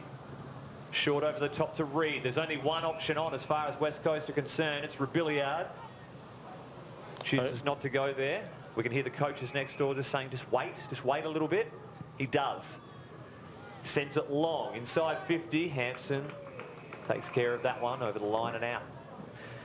Across to Dana Hooker boundary side for West Coast. Dana, what do you got down there?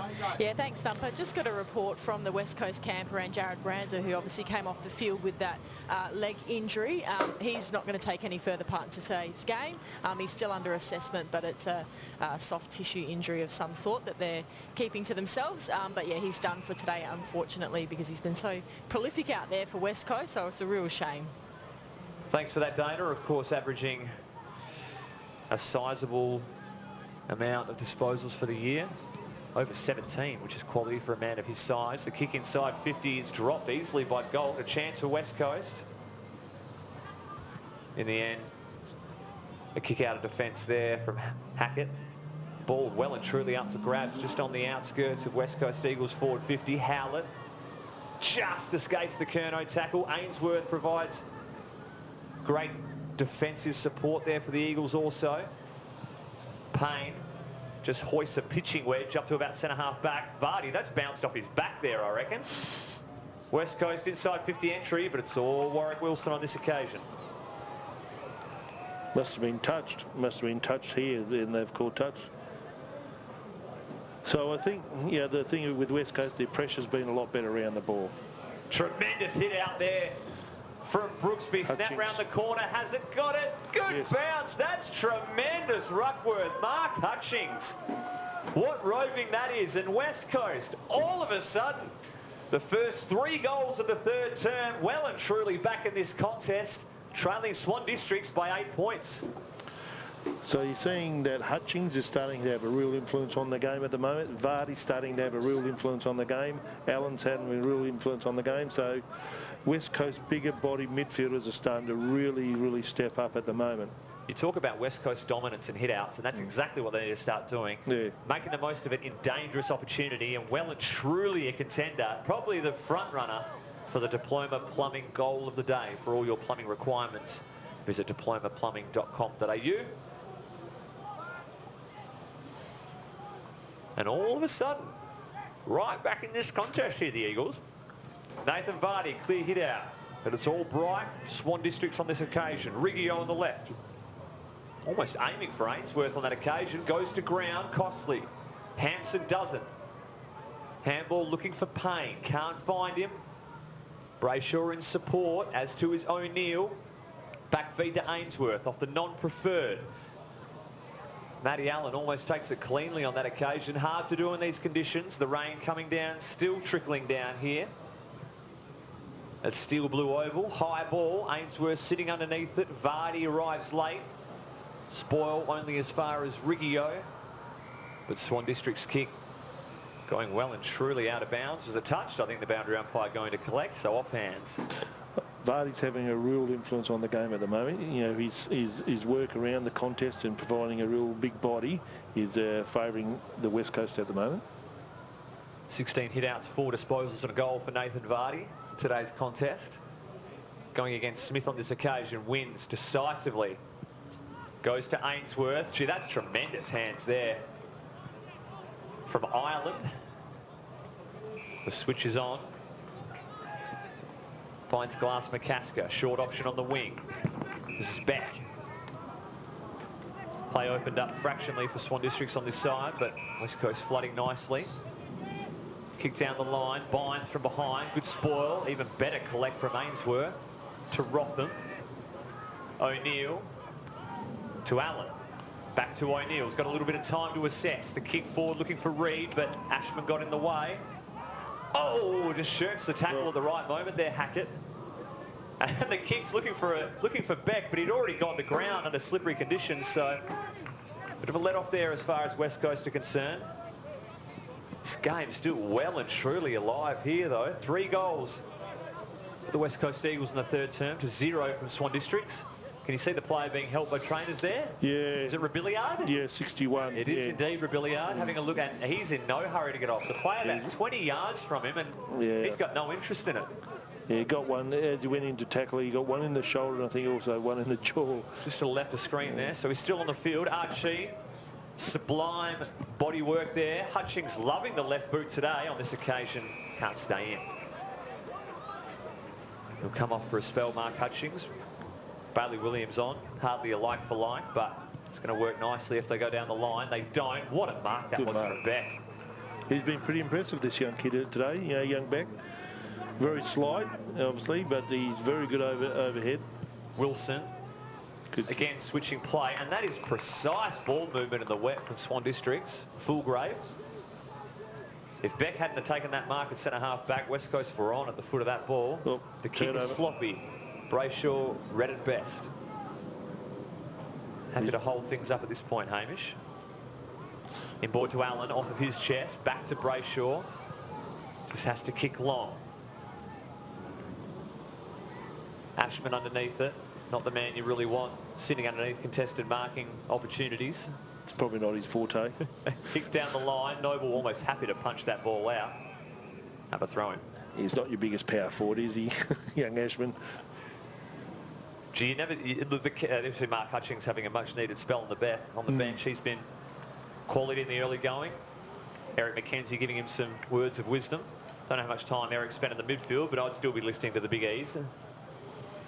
Vardy Decisive hit out, but only as far as Payne. Hampson, Cipro brushes the tackle and feeds Turner. Good ball who from Swan Districts with hands. The long kick inside 50. Mutimer one out. Brings it to ground nicely. Provides the follow-up tackle. Able to lock it in. Howlett not going anywhere. Umpire's played holding the ball, in fact.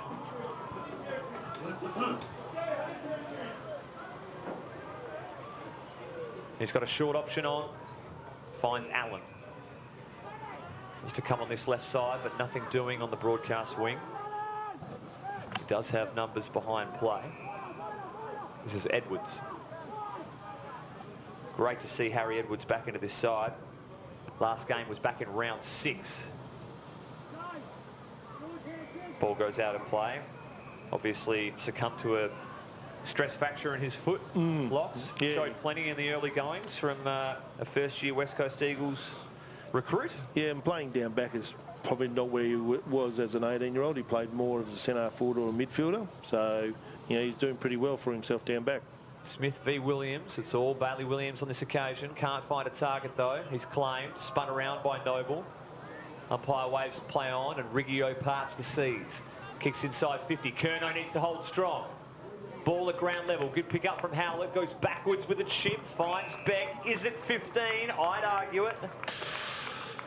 His kid popping up again. He's been good today in this last quarter. Well, looking for a little handoff there from George Hampson, and he would be sniffing his third too, George Hampson.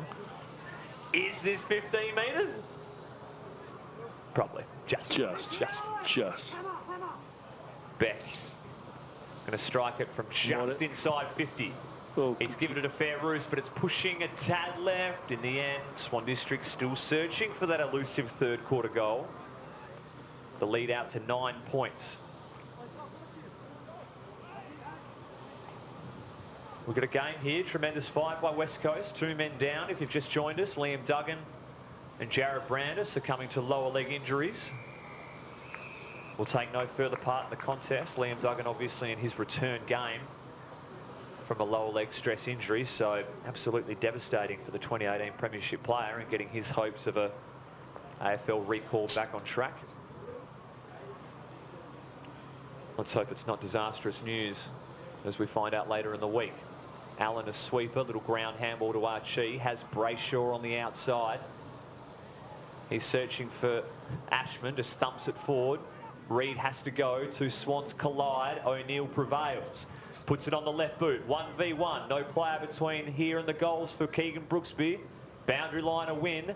Well done from the big fella, sees it out. O'Neill's been very, very impressive, hasn't he? He's been getting a lot of clean ball. And, yeah, the West Coast have certainly found themselves a player there. Just 11 disposals thus far in the contest, but coming alive in the third quarter, Xavier O'Neill making some good decisions. Throw in outside West Coast forward 50, Williams. Good hit out to full forward. Over the back. Here's O'Neill. Can he get there first? Overrun by Rayner. Reid taken without it. Umpire says play on, and Wilson relieves for Swan Districts, but only momentarily out on the full. Or has it just bounced just inside the line? I think it has. Unfortunate there, no deliberate or out on the full. So Matthew Allen starting to have an influence on the game. Same with Brendan Archie and Mark Hutchings and Brayshaw. They're all starting to get a bit of the ball at the moment. It's never been so cosy in the Canberra. Look at them all squeeze in like sardines in there for warmth. Pick up from Bright, I believe. Noble, in fact. Another fumble from Hackett. Costly timing. Brayshaw claims Cipro. Big Keegan Brooksby, not a soccer background as you can tell. Reid the pickup, not preferred right. Put it out on the full. Would love to look at the Keegan Brooksby soccer attempt again. Not built for that one. No, that's not his go, I don't think. No, we're just a bit too out of frame. But Nick Reid, a left footer, and that was good defensive pressure from Galt to make sure it was no damage done. So the play living in West Coast forward half. They've been well and truly on top in this quarter, as the scoreboard alludes to. Despite the 9-point deficit, they've clawed their way back from a 26-point margin at half-time. Hampson, he's claimed, gives it to Warwick Wilson, who was at ground level. He's almost lost it in the fake, but did well in the end. Fisher Black with the flight, gutsy stuff. Had to go and did. Archie, good fend, looking for Rotham, but Cipro in the way. Dangerous area, good tackle from Watson. This is hard stuff for West Coast. Edwards picks it up, claimed immediately by Glass McCasker. Umpires paid holding the ball. What time did he have? Oh, where was he? As we see, that's Nick Natanui leaving the ground with one of the injured Eagles in the car, we believe. Obviously, pretty high tin on Nick Nat's car, as you well imagine, so couldn't tell you which injured player. Is that deliberate? Gee, that's a hard deliberate, because he's getting tackled as well. Yeah. But at the same time, he's paid it. Oh, look out. Ashman feeds Watson. So this one here, we're going to see it very quickly. Yeah. That's a tough one. Probably there, but when you're getting tackled, what else is he meant to do? Hold on to it, it's holding the ball. So good defensive pressure for West Coast. They win out. Rotham. 21 minutes here, played in the third term. He wants to go for distance down the line. Vardy flies, but goes over his head, and Hampson escorts it over. Yep, West Coast got to probably score another goal, really tighten it up for the last quarter. We wondered what rain would do to this contest, and it's well and truly brought Swan Districts back from where they were, but it has been a lift in intensity as far as West Coast are concerned. Payne sets up his teammate in Hackett. Reed, good collect at ground level. Ainsworth. Swan Districts fighting for almost field position at this stakes. They've rushed it forward about 30 metres. Fisher at ground level. Good handball there from Turner. A chance. Riggio. He's kicked it.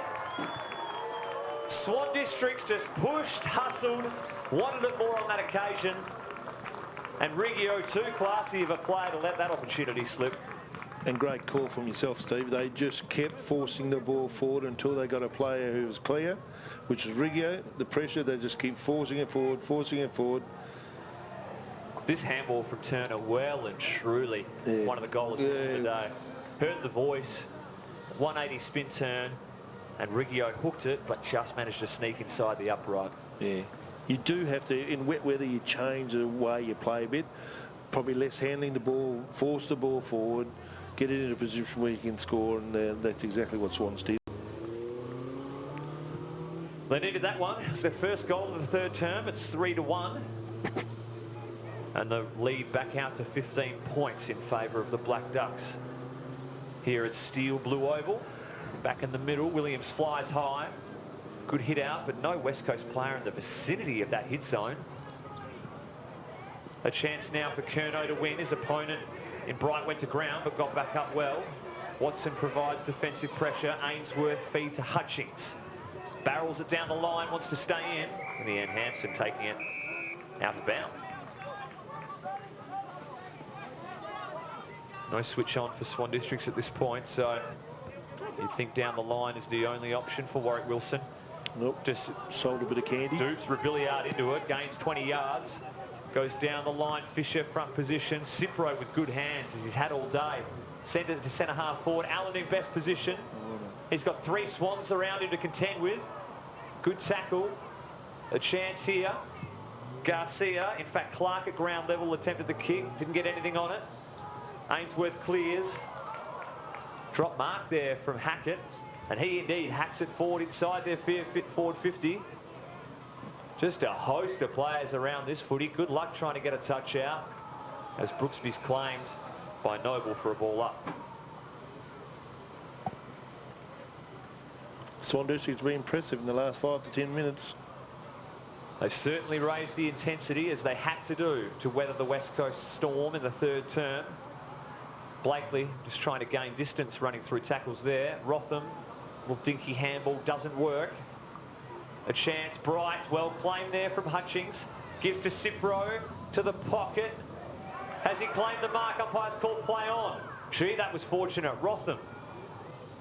Kick out of defence is dropped by Reed on the chest. Williams has to double back to get this one. Ashman needs to provide some defensive support. Bynes, good hit there by the big fella. He sent it out on the full. Good work, Paddy Bynes, like what I've seen this quarter. Yeah, he's been very impressive. You're saying he comes from a basketball background?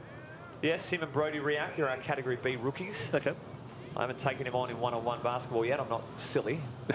Over the back. Hampson almost collected with one hand in these conditions. Wilson has been poised from half-back thus far in the game. Great tap there from Bynes. Kept the ball in front of him. Had to do it. Rayner feeds Turner. Bangs it forward. Fisher in best position to just escort this one out. Smith, good defensive pressure. Rotham makes sure it heads out, although the free kick's given prior to that going to Fisher.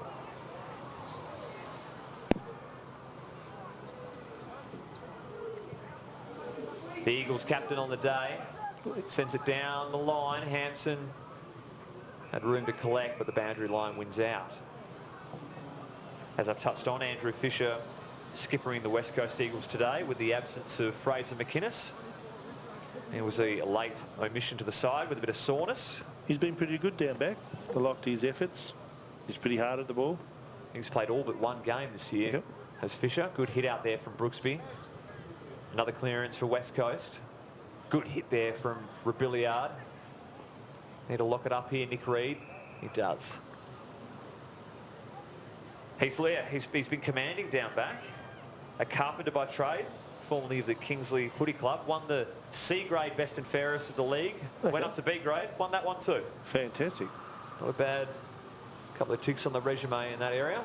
Matt Allen can't get the handball clear. Howlett lurking as to his Ainsworth.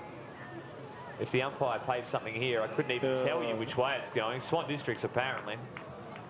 Turner the recipient. How do you judge that? I think everyone had their hands on the ball. I think the people on the Cambo knew what was going on. They're right there. Down the line, it's all Frankie Watson, but it bounces off his chest. A break for Swan Districts. Ball trickling into the pocket.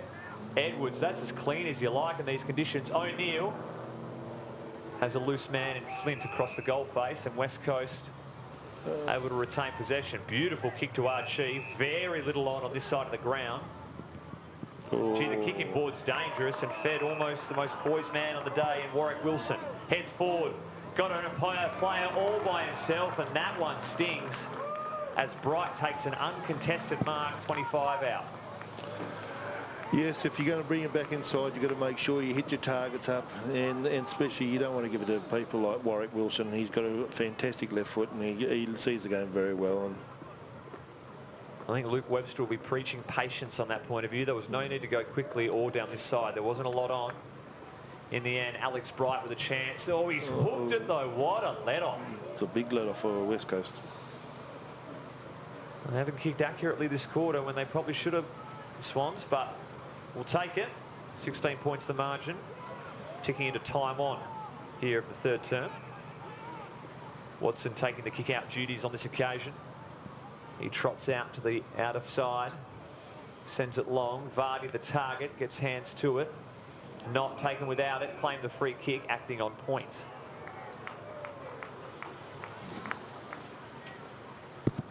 So West Coast really need to restrict Swan Districts. They'll be happy with the ground they've made up thus far, I'd imagine. The rain really bucketing down, and that's siren to end the third term. 16-point margin in favour of Swan Districts.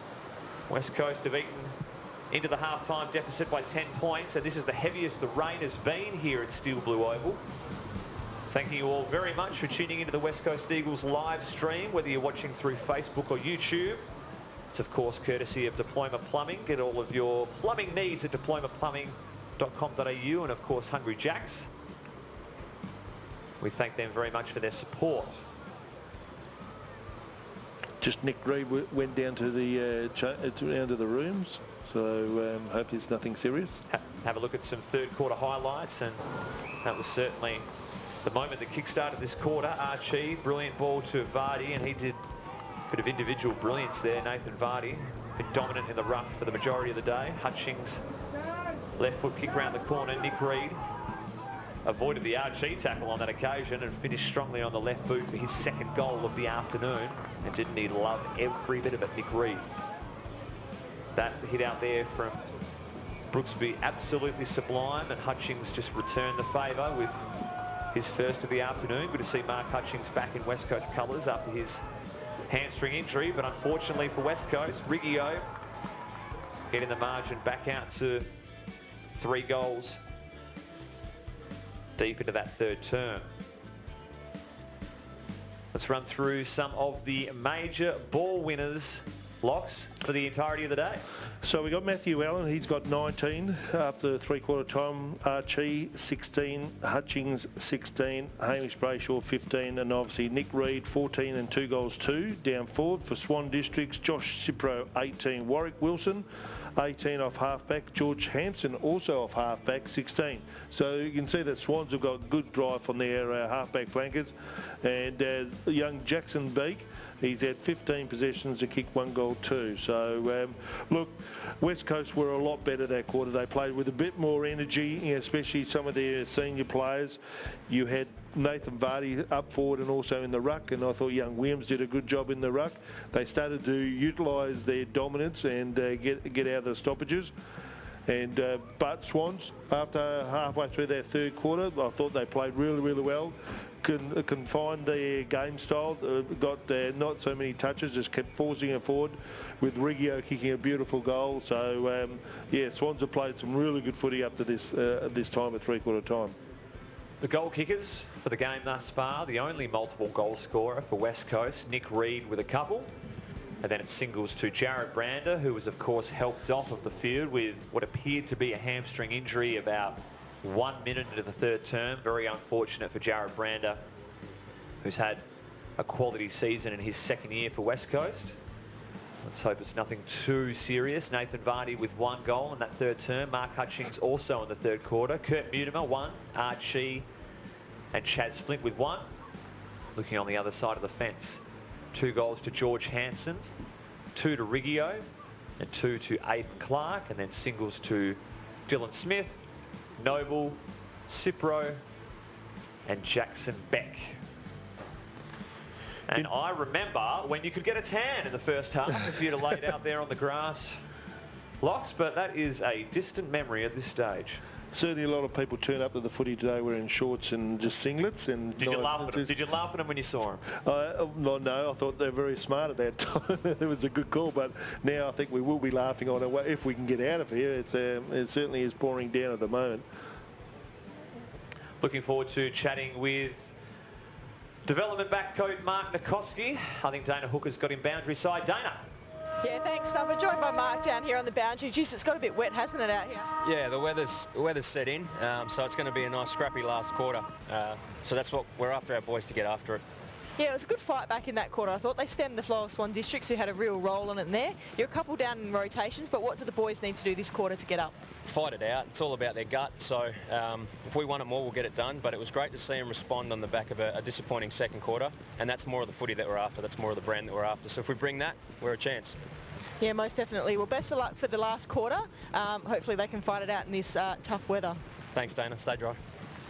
Thank you. Love the comment there from Mark Nikoski. Getting very little of that umbrella from Dana Hooker, but yes. Hard as nails, Nico, so he was happy to cop it for the good of the team. I'm glad we're actually up here, but it's interesting his comments about, it's got to come from the gut. I think they just need to confine their game style and just kick it forward, keep forcing it forward, get close enough that you can have a shot on goal. Bigger bodies from West Coast should aid them, and we can see now that the actual winds died down a bit and the rain's definitely set in. But Swan District has been very, very impressive today, and hopefully West Coast can get over them. Other scores around. So we've got now Peel Thunder 63, the Tigers 70. So 7 points up there, the Tigers. East Shemel and West Perth up at Joondalup. West Perth now are 12 points in front, 59 to 47. And interesting, South Fremantle versus East Perth. East Perth were in front at half time. They failed to score in the third quarter, while South Fremantle have kicked 8 goals 6. In the third quarter. So that score is East Perth 7-4, 46 to 13-13, 91. Now that makes a little bit more sense. Yes. So look, some wise words at the break, I'd imagine. Yeah, there. So it's important for West Coast this quarter, because if they can certainly conjure up a win, they'll leapfrog over Peel Thunder and back into the 5. It's going to take one of the better efforts in the 2019 Waffle season for West Coast to get over the line here with 2 fit men on the boundary, but let's see if the boys have got a bit of heart and fight in them to bring us a quality contest this afternoon. Fantastic to have Diploma Plumbing on board as sponsor for today's game, along with Hungry Jacks. And the umpire's going to start proceedings here in the 4th term. Brooksby, good hit out. Running onto this Brayshaw. First inside 50 of the quarter to West Coast. Vardy with one hand brings it to ground. Lays a good tackle on Fulgrave. Wilson handballs to himself. Claimed by O'Neill. In fact, it's Ashman, and we'll have a ball up 25 metres out from West Coast goal. Interesting, West Coast structured up with Brooksby as their opening ruck and Vardy down forward. Ball up. Brooksby looking for Hutchings on this occasion. Bit of magic like the 3rd term. Not to be. Umpires paid a free kick going the way of Warwick Wilson against Hutchings. Wants to move it quickly. Has Hampson out wide. Goes through his fingertips. Good tackle there. Swan District's force. A throw in. So West Coast look like they're going to play their 3 big blokes. Because they're down a rotation, you play your 3 big blokes on the ground for the majority of the quarter. Rotate off the bench with all your runners. You like that one? I enjoyed it. Very smart. Throw-ins, a little shallow. Brooksby front position. Hutchings clever on the left boot. He's enjoyed it all day. A little scrubber on this occasion. Wilson to Hampson. Blind kick. Mutimer, front position. Finds Brooksby. Just barrels it inside forward 50. Vardy, front position. Ainsworth lurking. Rebillard can't take it cleanly. Slippery ball inside 50. Matty Allen. Oh. Taken by Glass McCasker. Umpire, nothing doing in the free kick department on that occasion. You could almost get a high tackle there. I reckon he went in low with his body and got one over the top of his chops. A host of numbers around this footy. Umpires paid a free kick going against Vardy, much to his dismay. It's going to the doctor in Blakely. Kick is wide to Knott, but he's capable of making up that distance, and Rotham continuing to slide into the grandstand. Long kick down the line from Knott. Edwards and Bynes in front position. Cipro reading it best, but Watson making sure he's going nowhere, forces a throw-in.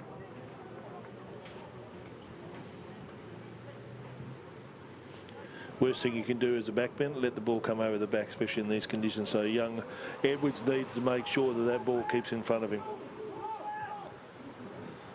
Brooksby still leading this ruck.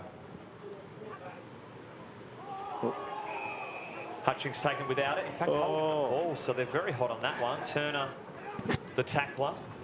Wow. Bit of a baffling one, but we'll play it on. Not the target. Good fist out of there from Fisher, making sure there's no easy chest mark on that occasion. Today's stream proudly brought to you by Diploma Plumbing, located in Perth, WA. Been part of the community for over 40 years. A family-owned and operated business that prides itself on quality workmanship and outstanding customer service. Visit diplomaplumbing.com.au. Front position, Brooksby looking for Allen. He's spun in the tackle and claimed by a couple of Black Ducks. Umpire, no choice but to throw it up. Still a 16-point deficit. West Coast clearly desperate for the first in this quarter. Ball in dispute. Kick forward from Clark, heading towards boundary line, and Mutimer makes sure it gets there. Still continuous rain falling here at Steel Blue Oval. I don't think it's letting up anytime soon. This is indeed the thunderstorm that was predicted. Right on cue. Prior to hurl it in inside Swans forward 50. Here's a chance for Swan Districts. Glass McCasker. Bit fumbly with the wet conditions. Brayshaw goes off the deck. Blakely can't take it. Rebillard makes sure it goes to ground. Warwick Wilson has got, this is not even a shoelace on that attempt. Ball trickling out to the wing.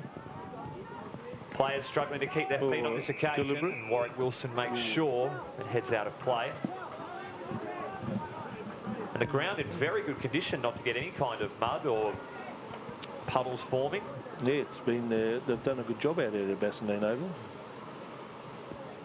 There'll be a ton of stoppages in this final stanza, I dare say. Brayshaw a chance. The seas part for him. Good tackle from Cipro. Ashman turned at the wrong time. Kick forward to centre half forward. Oh no, Tony Knott got some distance and some time. It sits for him.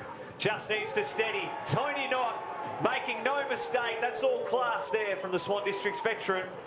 And Swan Districts the first to strike in the final quarter. That certainly doesn't help West Coast at all.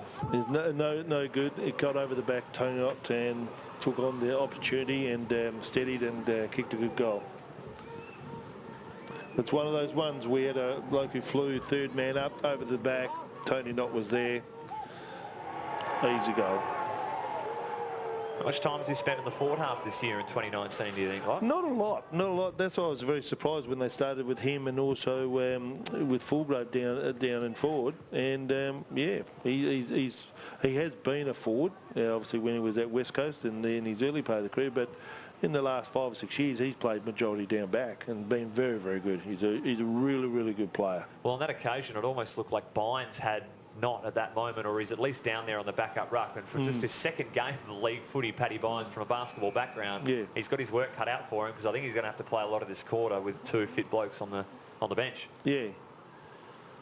But then that's also good education for the young kid as well, as he's come through. You might as well put him on good players and let him try to apply his craft. Beck, the clearance to half forward. Mutimer can't keep his feet, or Ainsworth almost tunnelled on that occasion and or taken below the legs. Umpire all over it. Mutimer takes off. That kick's a little bit of a scrubber. Warwick Wilson reads it best. That's an even worse kick. That's gone dead set sideways. Payne happy to be taken over there by Ashman. We'll see a throw in. 22 points, played 5 minutes here in the fourth quarter. There are your 2 fit men on the boundary that you see from West Coast perspective.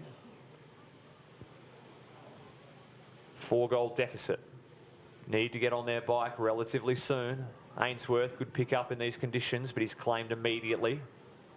Brooksby fighting hard on the deck. Blakely had more time than he'd imagined.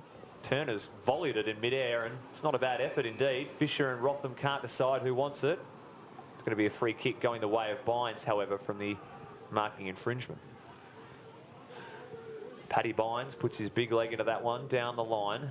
Warwick Wilson spoiled, goes out the back. Hackett! Big collision there with Archie. Good fight there from Brendan Archie. And good defensive pressure from West Coast. Umpire calls holding the ball. Play on. Matty Allen. A chance here for West Coast. Nick Reid. Handball. Matty Allen. Finish off your good work. Goes back inside. Rebillard with a ton of space, and that's good discipline, Fruity. How good was that? Yeah, great vision by Matty Allen. And Matty Allen been involved probably, 2 or 3 times in that general play. And he did a fantastic job. You can see the hard running in our screen at the moment. Has a look inside, and what a fantastic usage of the ball. He's been emergency so many times in season 2019, Matty Allen. I'd love to see him get his opportunity, but at the moment it's Rebillard for a much-needed goal for West Coast. Yes. Puts it through the middle. And they're not done with yet, the Coasters. It's better play then. They really, really worked hard, and that was on the back of the work ethic of Matty Allen then. You can see him here.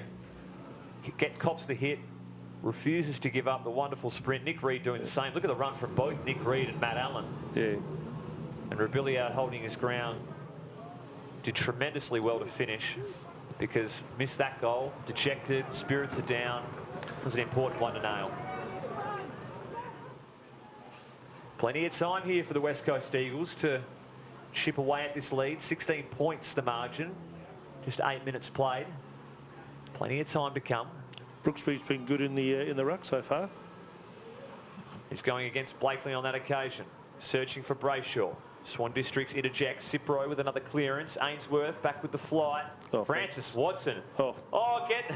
Francis, that was brilliant. Little blind turn handball finds Brayshaw. They've got a number inside. Ainsworth heads back to the far side. Kick is precise. This is Rebillard. Goes long to centre half forward. Ashman in best position. Umpire's paid a free kick going the way of West Coast. Yeah. He's got a number on the outside. He's ignored him. Didn't see O'Neill. Goes to full forward. Tremendous take. It's going to work for them. And Matty Allen at the top of the goal square. Slight angle.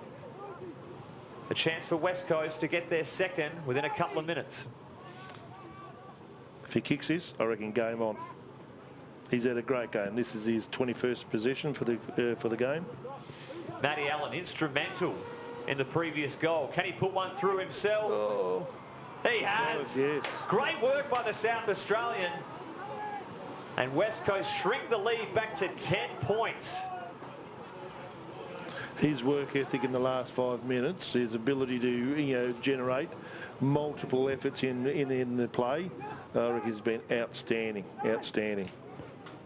Ashman did have O'Neill streaming towards goal, as we see in corridor, and when he ignored him, I got a little nervous, but the kick was absolutely pinpoint, and Matty Allen finishing off some good work there for the Eagles. It's been a bit of a seesawing game, it must be said today, Locks. The emotions have been a bit haywire. Well, you've had good play by Ainsworth starting to get a bit of the ball. Brayshaw's getting a bit of the ball, and I reckon Brooksby has been doing a great effort here. Turner, little back feed to Howlett, kicks it high, Ainsworth waiting underneath it. Payne provided a contest, but strong from the Mayor of Esperance, so he tells me. Little chip down the line, finds Archie. He can wax with Mutimer, handball a bit sloppy, but Kurt Mutimer handles it well. Goes long down the line, Vardy, good take. Just inside the field of play. This would be one of his better goals. Plays on, opens the angle a touch. He's hooked it slightly. It's coming back. Oh. Just behind, but West Coast certainly peppering at this point in time. Well, if Ainsworth is the Mayor of Esperance, Clancy Wheeler is the King of Esperance. Warwick Wilson has been precise for the majority of the day. Attempts the torpedo, I guess just gets a hold of it. Well, Noble can't take it cleanly. Fisher spun in the tackle, didn't get rid of it. Crowd want ball. Nothing doing. Big footy up for grabs here at centre-half forward. O'Neill takes the ball by the horns, goes straight through the middle. Reid attempts to paddle it to himself.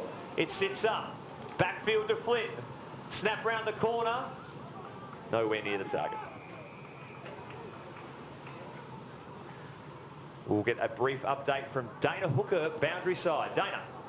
Yeah, thanks, Steve. Just noticed Sebastian Bright. He came off about 3 or 4 minutes ago, clutching at his hand, and he received a fair bit of medical attention down on the boundary. They've just been strapping it up, but unsure if he'll come back on the field. He looked to be in a fair bit of pain, so we'll keep you posted on that one. Stiff news for the 18-year-old to be out of the game at this point if he doesn't take any further part. It's just starting to heat up, what? Yeah, the game's actually, really tightened up here, and hopefully West Coast can score again and make it a real game. Brooksby searching for Brayshaw, finds him, handball inside, it's delightful.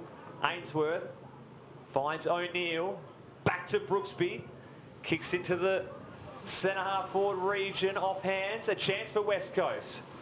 Ashman, Matty Allen beset upon by a couple of attackers. Ireland has him, he's not going anywhere. Ball up, 25 out. And the rain stopped now. The rain stopped, so... Is that a good thing, though? Don't know. Eagles have been at their best when it's been pouring down. West Coast have been very good once it's been raining. Vardy finds Wilson, unfortunately, on this occasion. Turner goes to ground. A chance for Reid. Goes through his legs. Still a slippery footy out there. Hampson gives to Noble, and Swan District's clear. They'll be deliberate. Is that deliberate or out in the full? Take your pick. Watson will take it.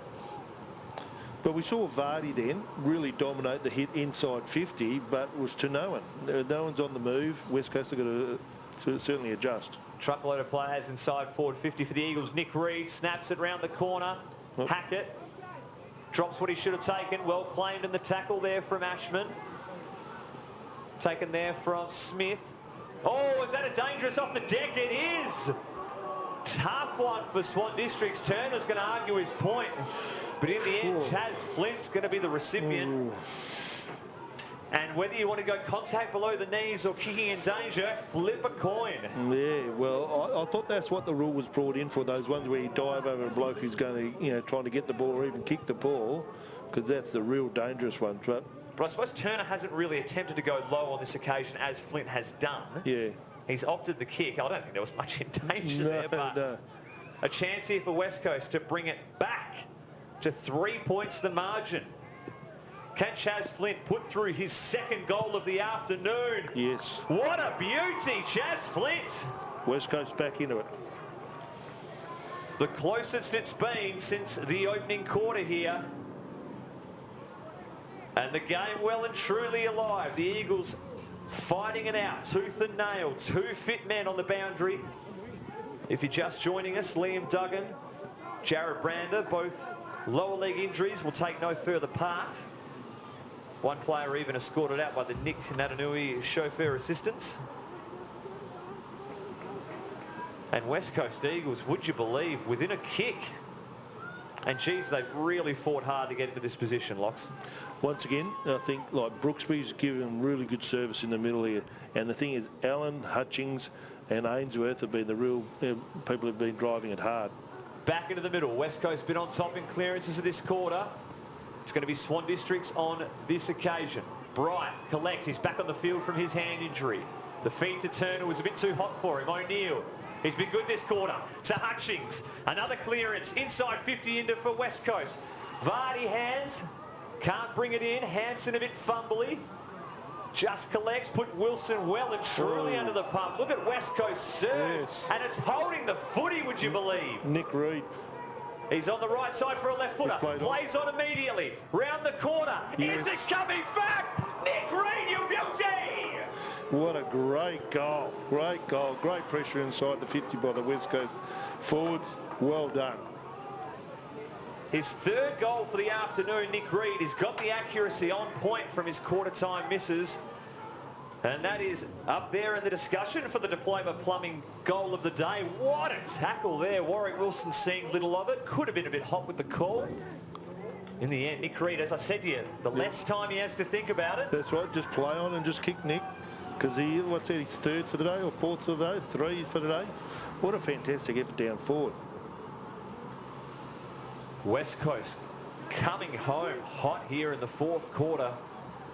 Their first lead since I don't even remember when in the opening quarter, but it's been a while. A 26 half-point deficit, and they've clawed back the West Coast Eagles. Back in the middle. Quality clearance. Oh, what a hard hit, but Riggio just bounces right off of Chaz Flynn. Sends it to the flank. What a hard hit that was. Not wins in the race against Rotham, just paddles it to the line.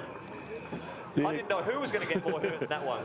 Great attack by Chaz Flint there. Just probably technique-wise, probably need to get a bit low, but Riggio, how hard was he? Could have sent Riggio into next week. Yeah, absolutely. He didn't know he was coming. He did well to bounce off there, the Swan District's captain. Throw in inside Swans forward 50. Payne awaits. Kicks to Fisher. Goes through his hands. Ball trickling towards the line. Off the deck. Geez, a good attempt there from Garcia. Just the wrong side of the post. And a 2-point West Coast lead. Played 17 minutes here in the 4th term. And all of a sudden, when you wanted time to slow down, you want him to speed it up a tad. How good have West Coast been to come back from so far down with 2 blokes that are sitting on the bench from early in the 2nd quarter? Rotham searching for Hutchings, and he helps it's on its way over the boundary line. It's been a remarkable display of persistence and grit from this West Coast Eagles side. So many young players. They've shown great courage after half-time. Brayshaw fighting hard for this clearance. He's claimed. O'Neill have really liked his second half. Payne sends this one forward for Swan Districts. Good fist there from Rotham, I believe, sends it out of play.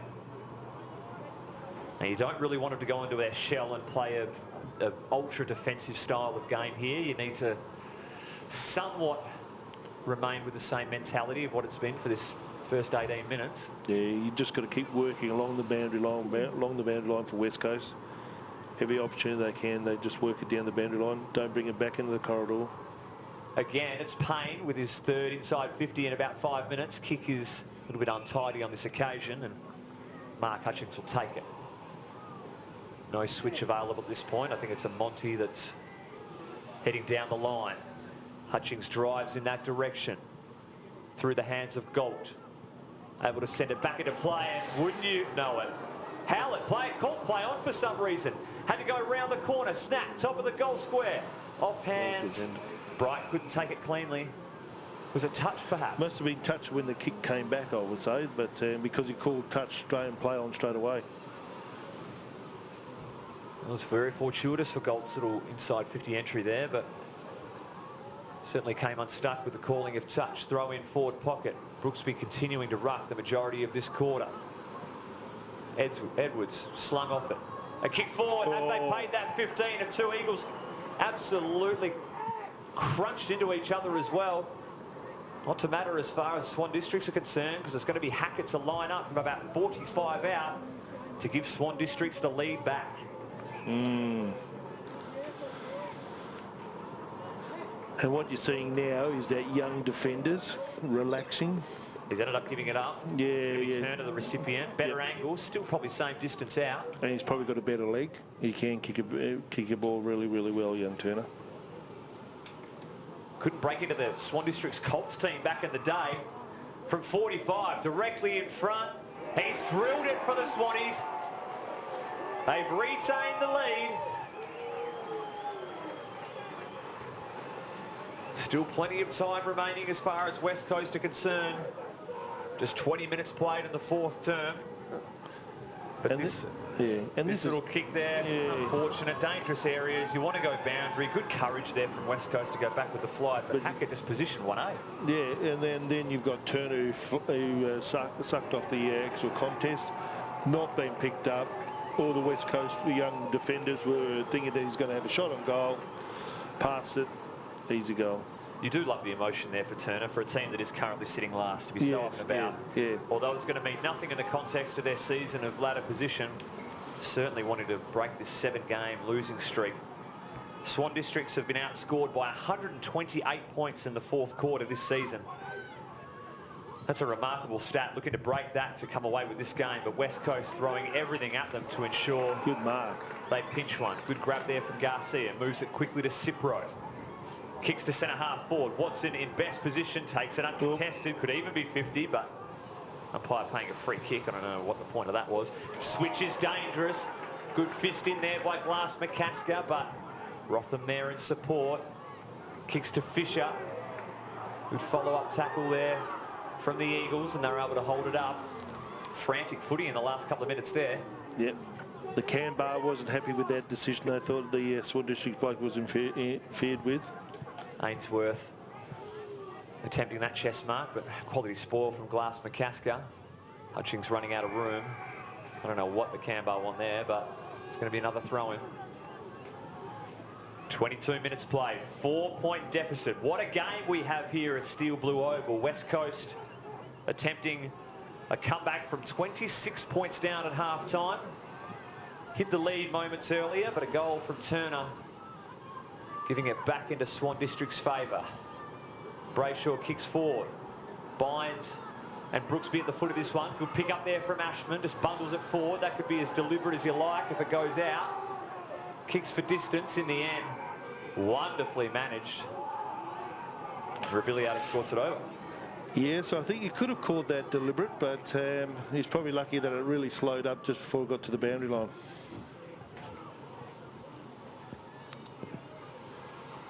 It's going to be Williams taking the ruck against Blakely on this occasion. Taps it forward. Ball at ground level. Hampson just hacks it out of there to the wing. Smith can't take it. Good defensive pressure there from Frankie Watson. Sends it out of bounds. What I've liked from Swans today is that they've kept the 6 forwards here, which has engaged the backman of the West Coast, so they can't set up a zone. Throw in, outer side wing. Williams wins out. Bit fumbly there from Matty Allen. Can't take it cleanly, and Swans pounce. Kicks to forward. Watson chooses to wait on this occasion. Coney not poised. Goes round the corner. 1v1. Big ball to be won here. Curnow needs to take his man with him. Rotham doubles back to help. Fisher feeds Ainsworth. And West Coast survive. Chest mark from Matty Allen. That was nerve-wracking stuff there. Mitch Curnow having to hold his nerve. Matty Allen wants corridor. What a ball. Precise. Over the top.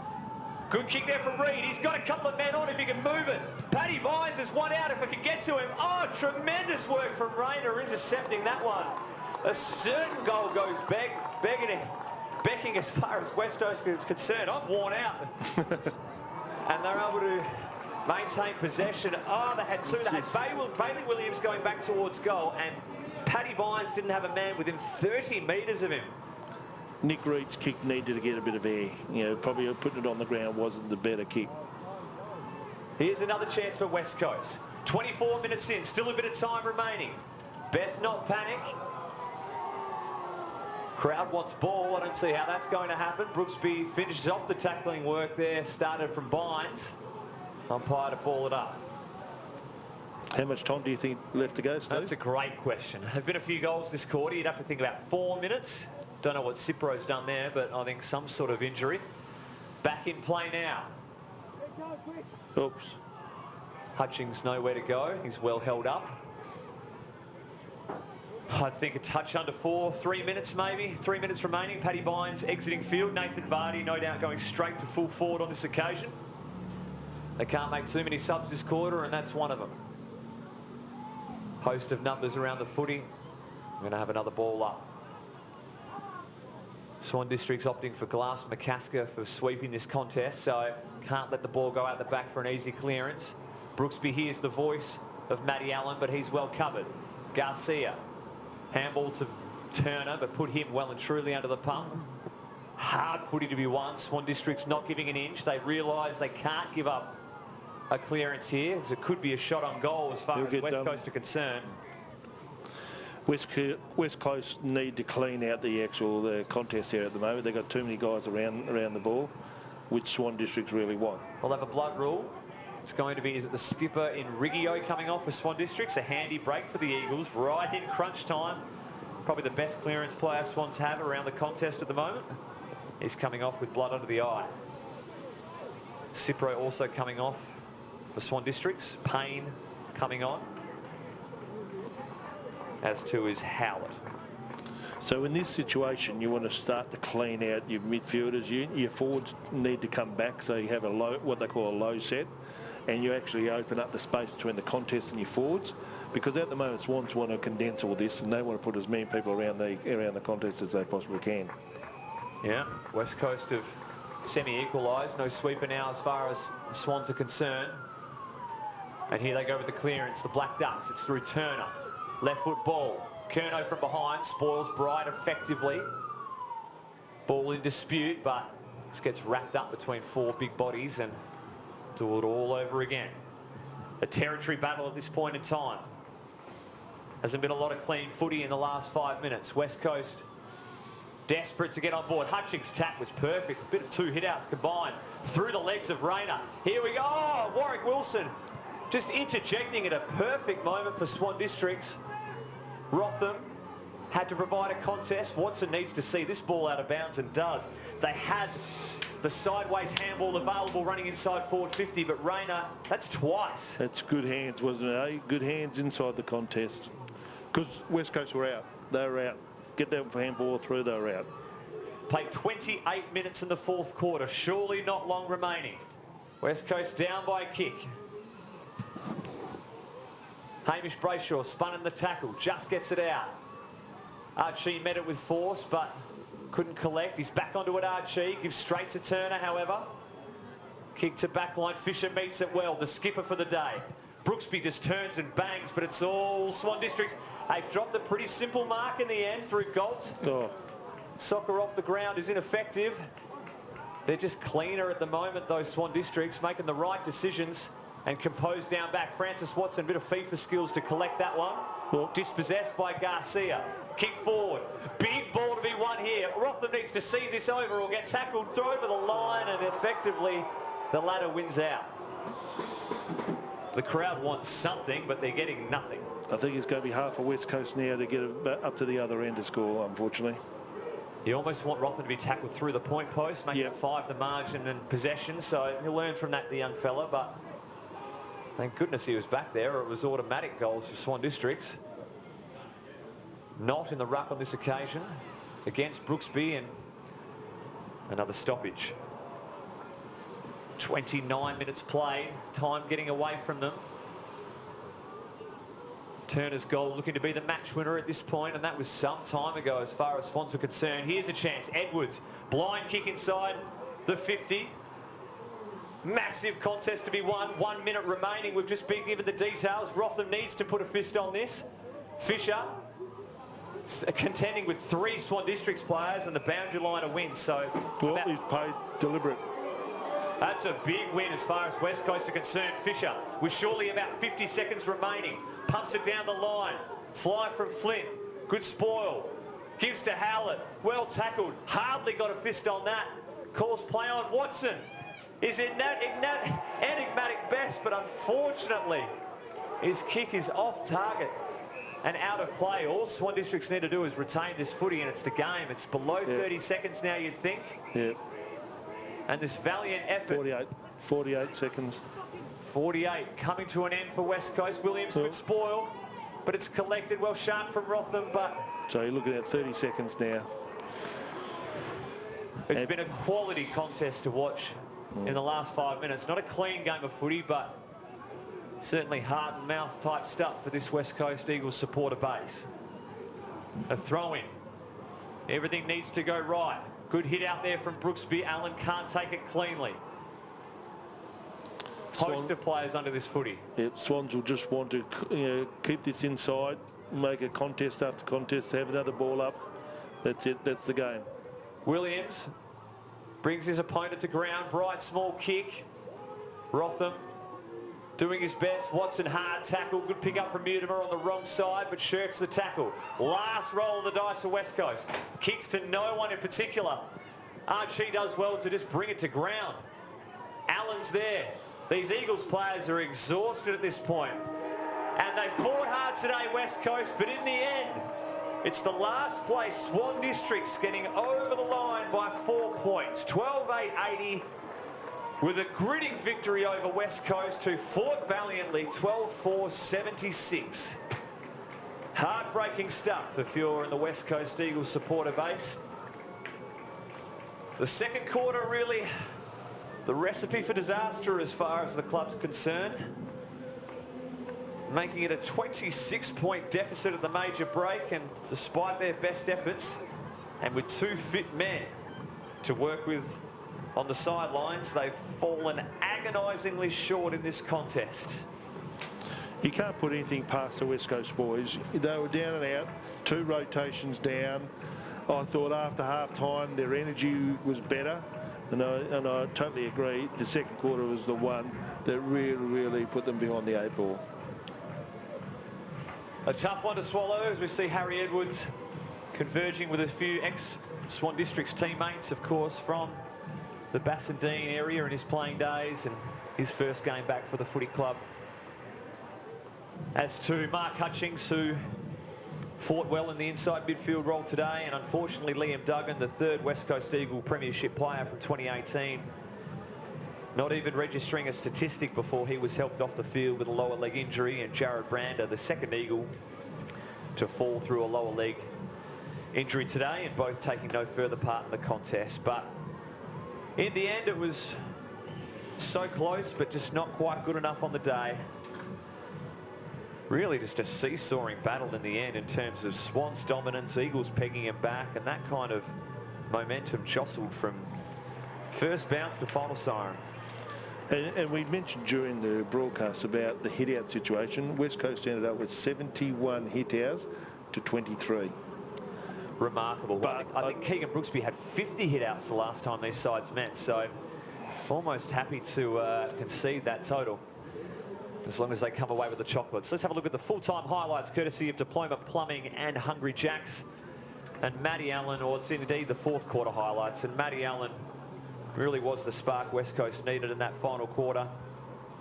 And that decision was a big one. I think it would have been quite heavily discussed from a Swan Districts point of view if the results swung West Coast way.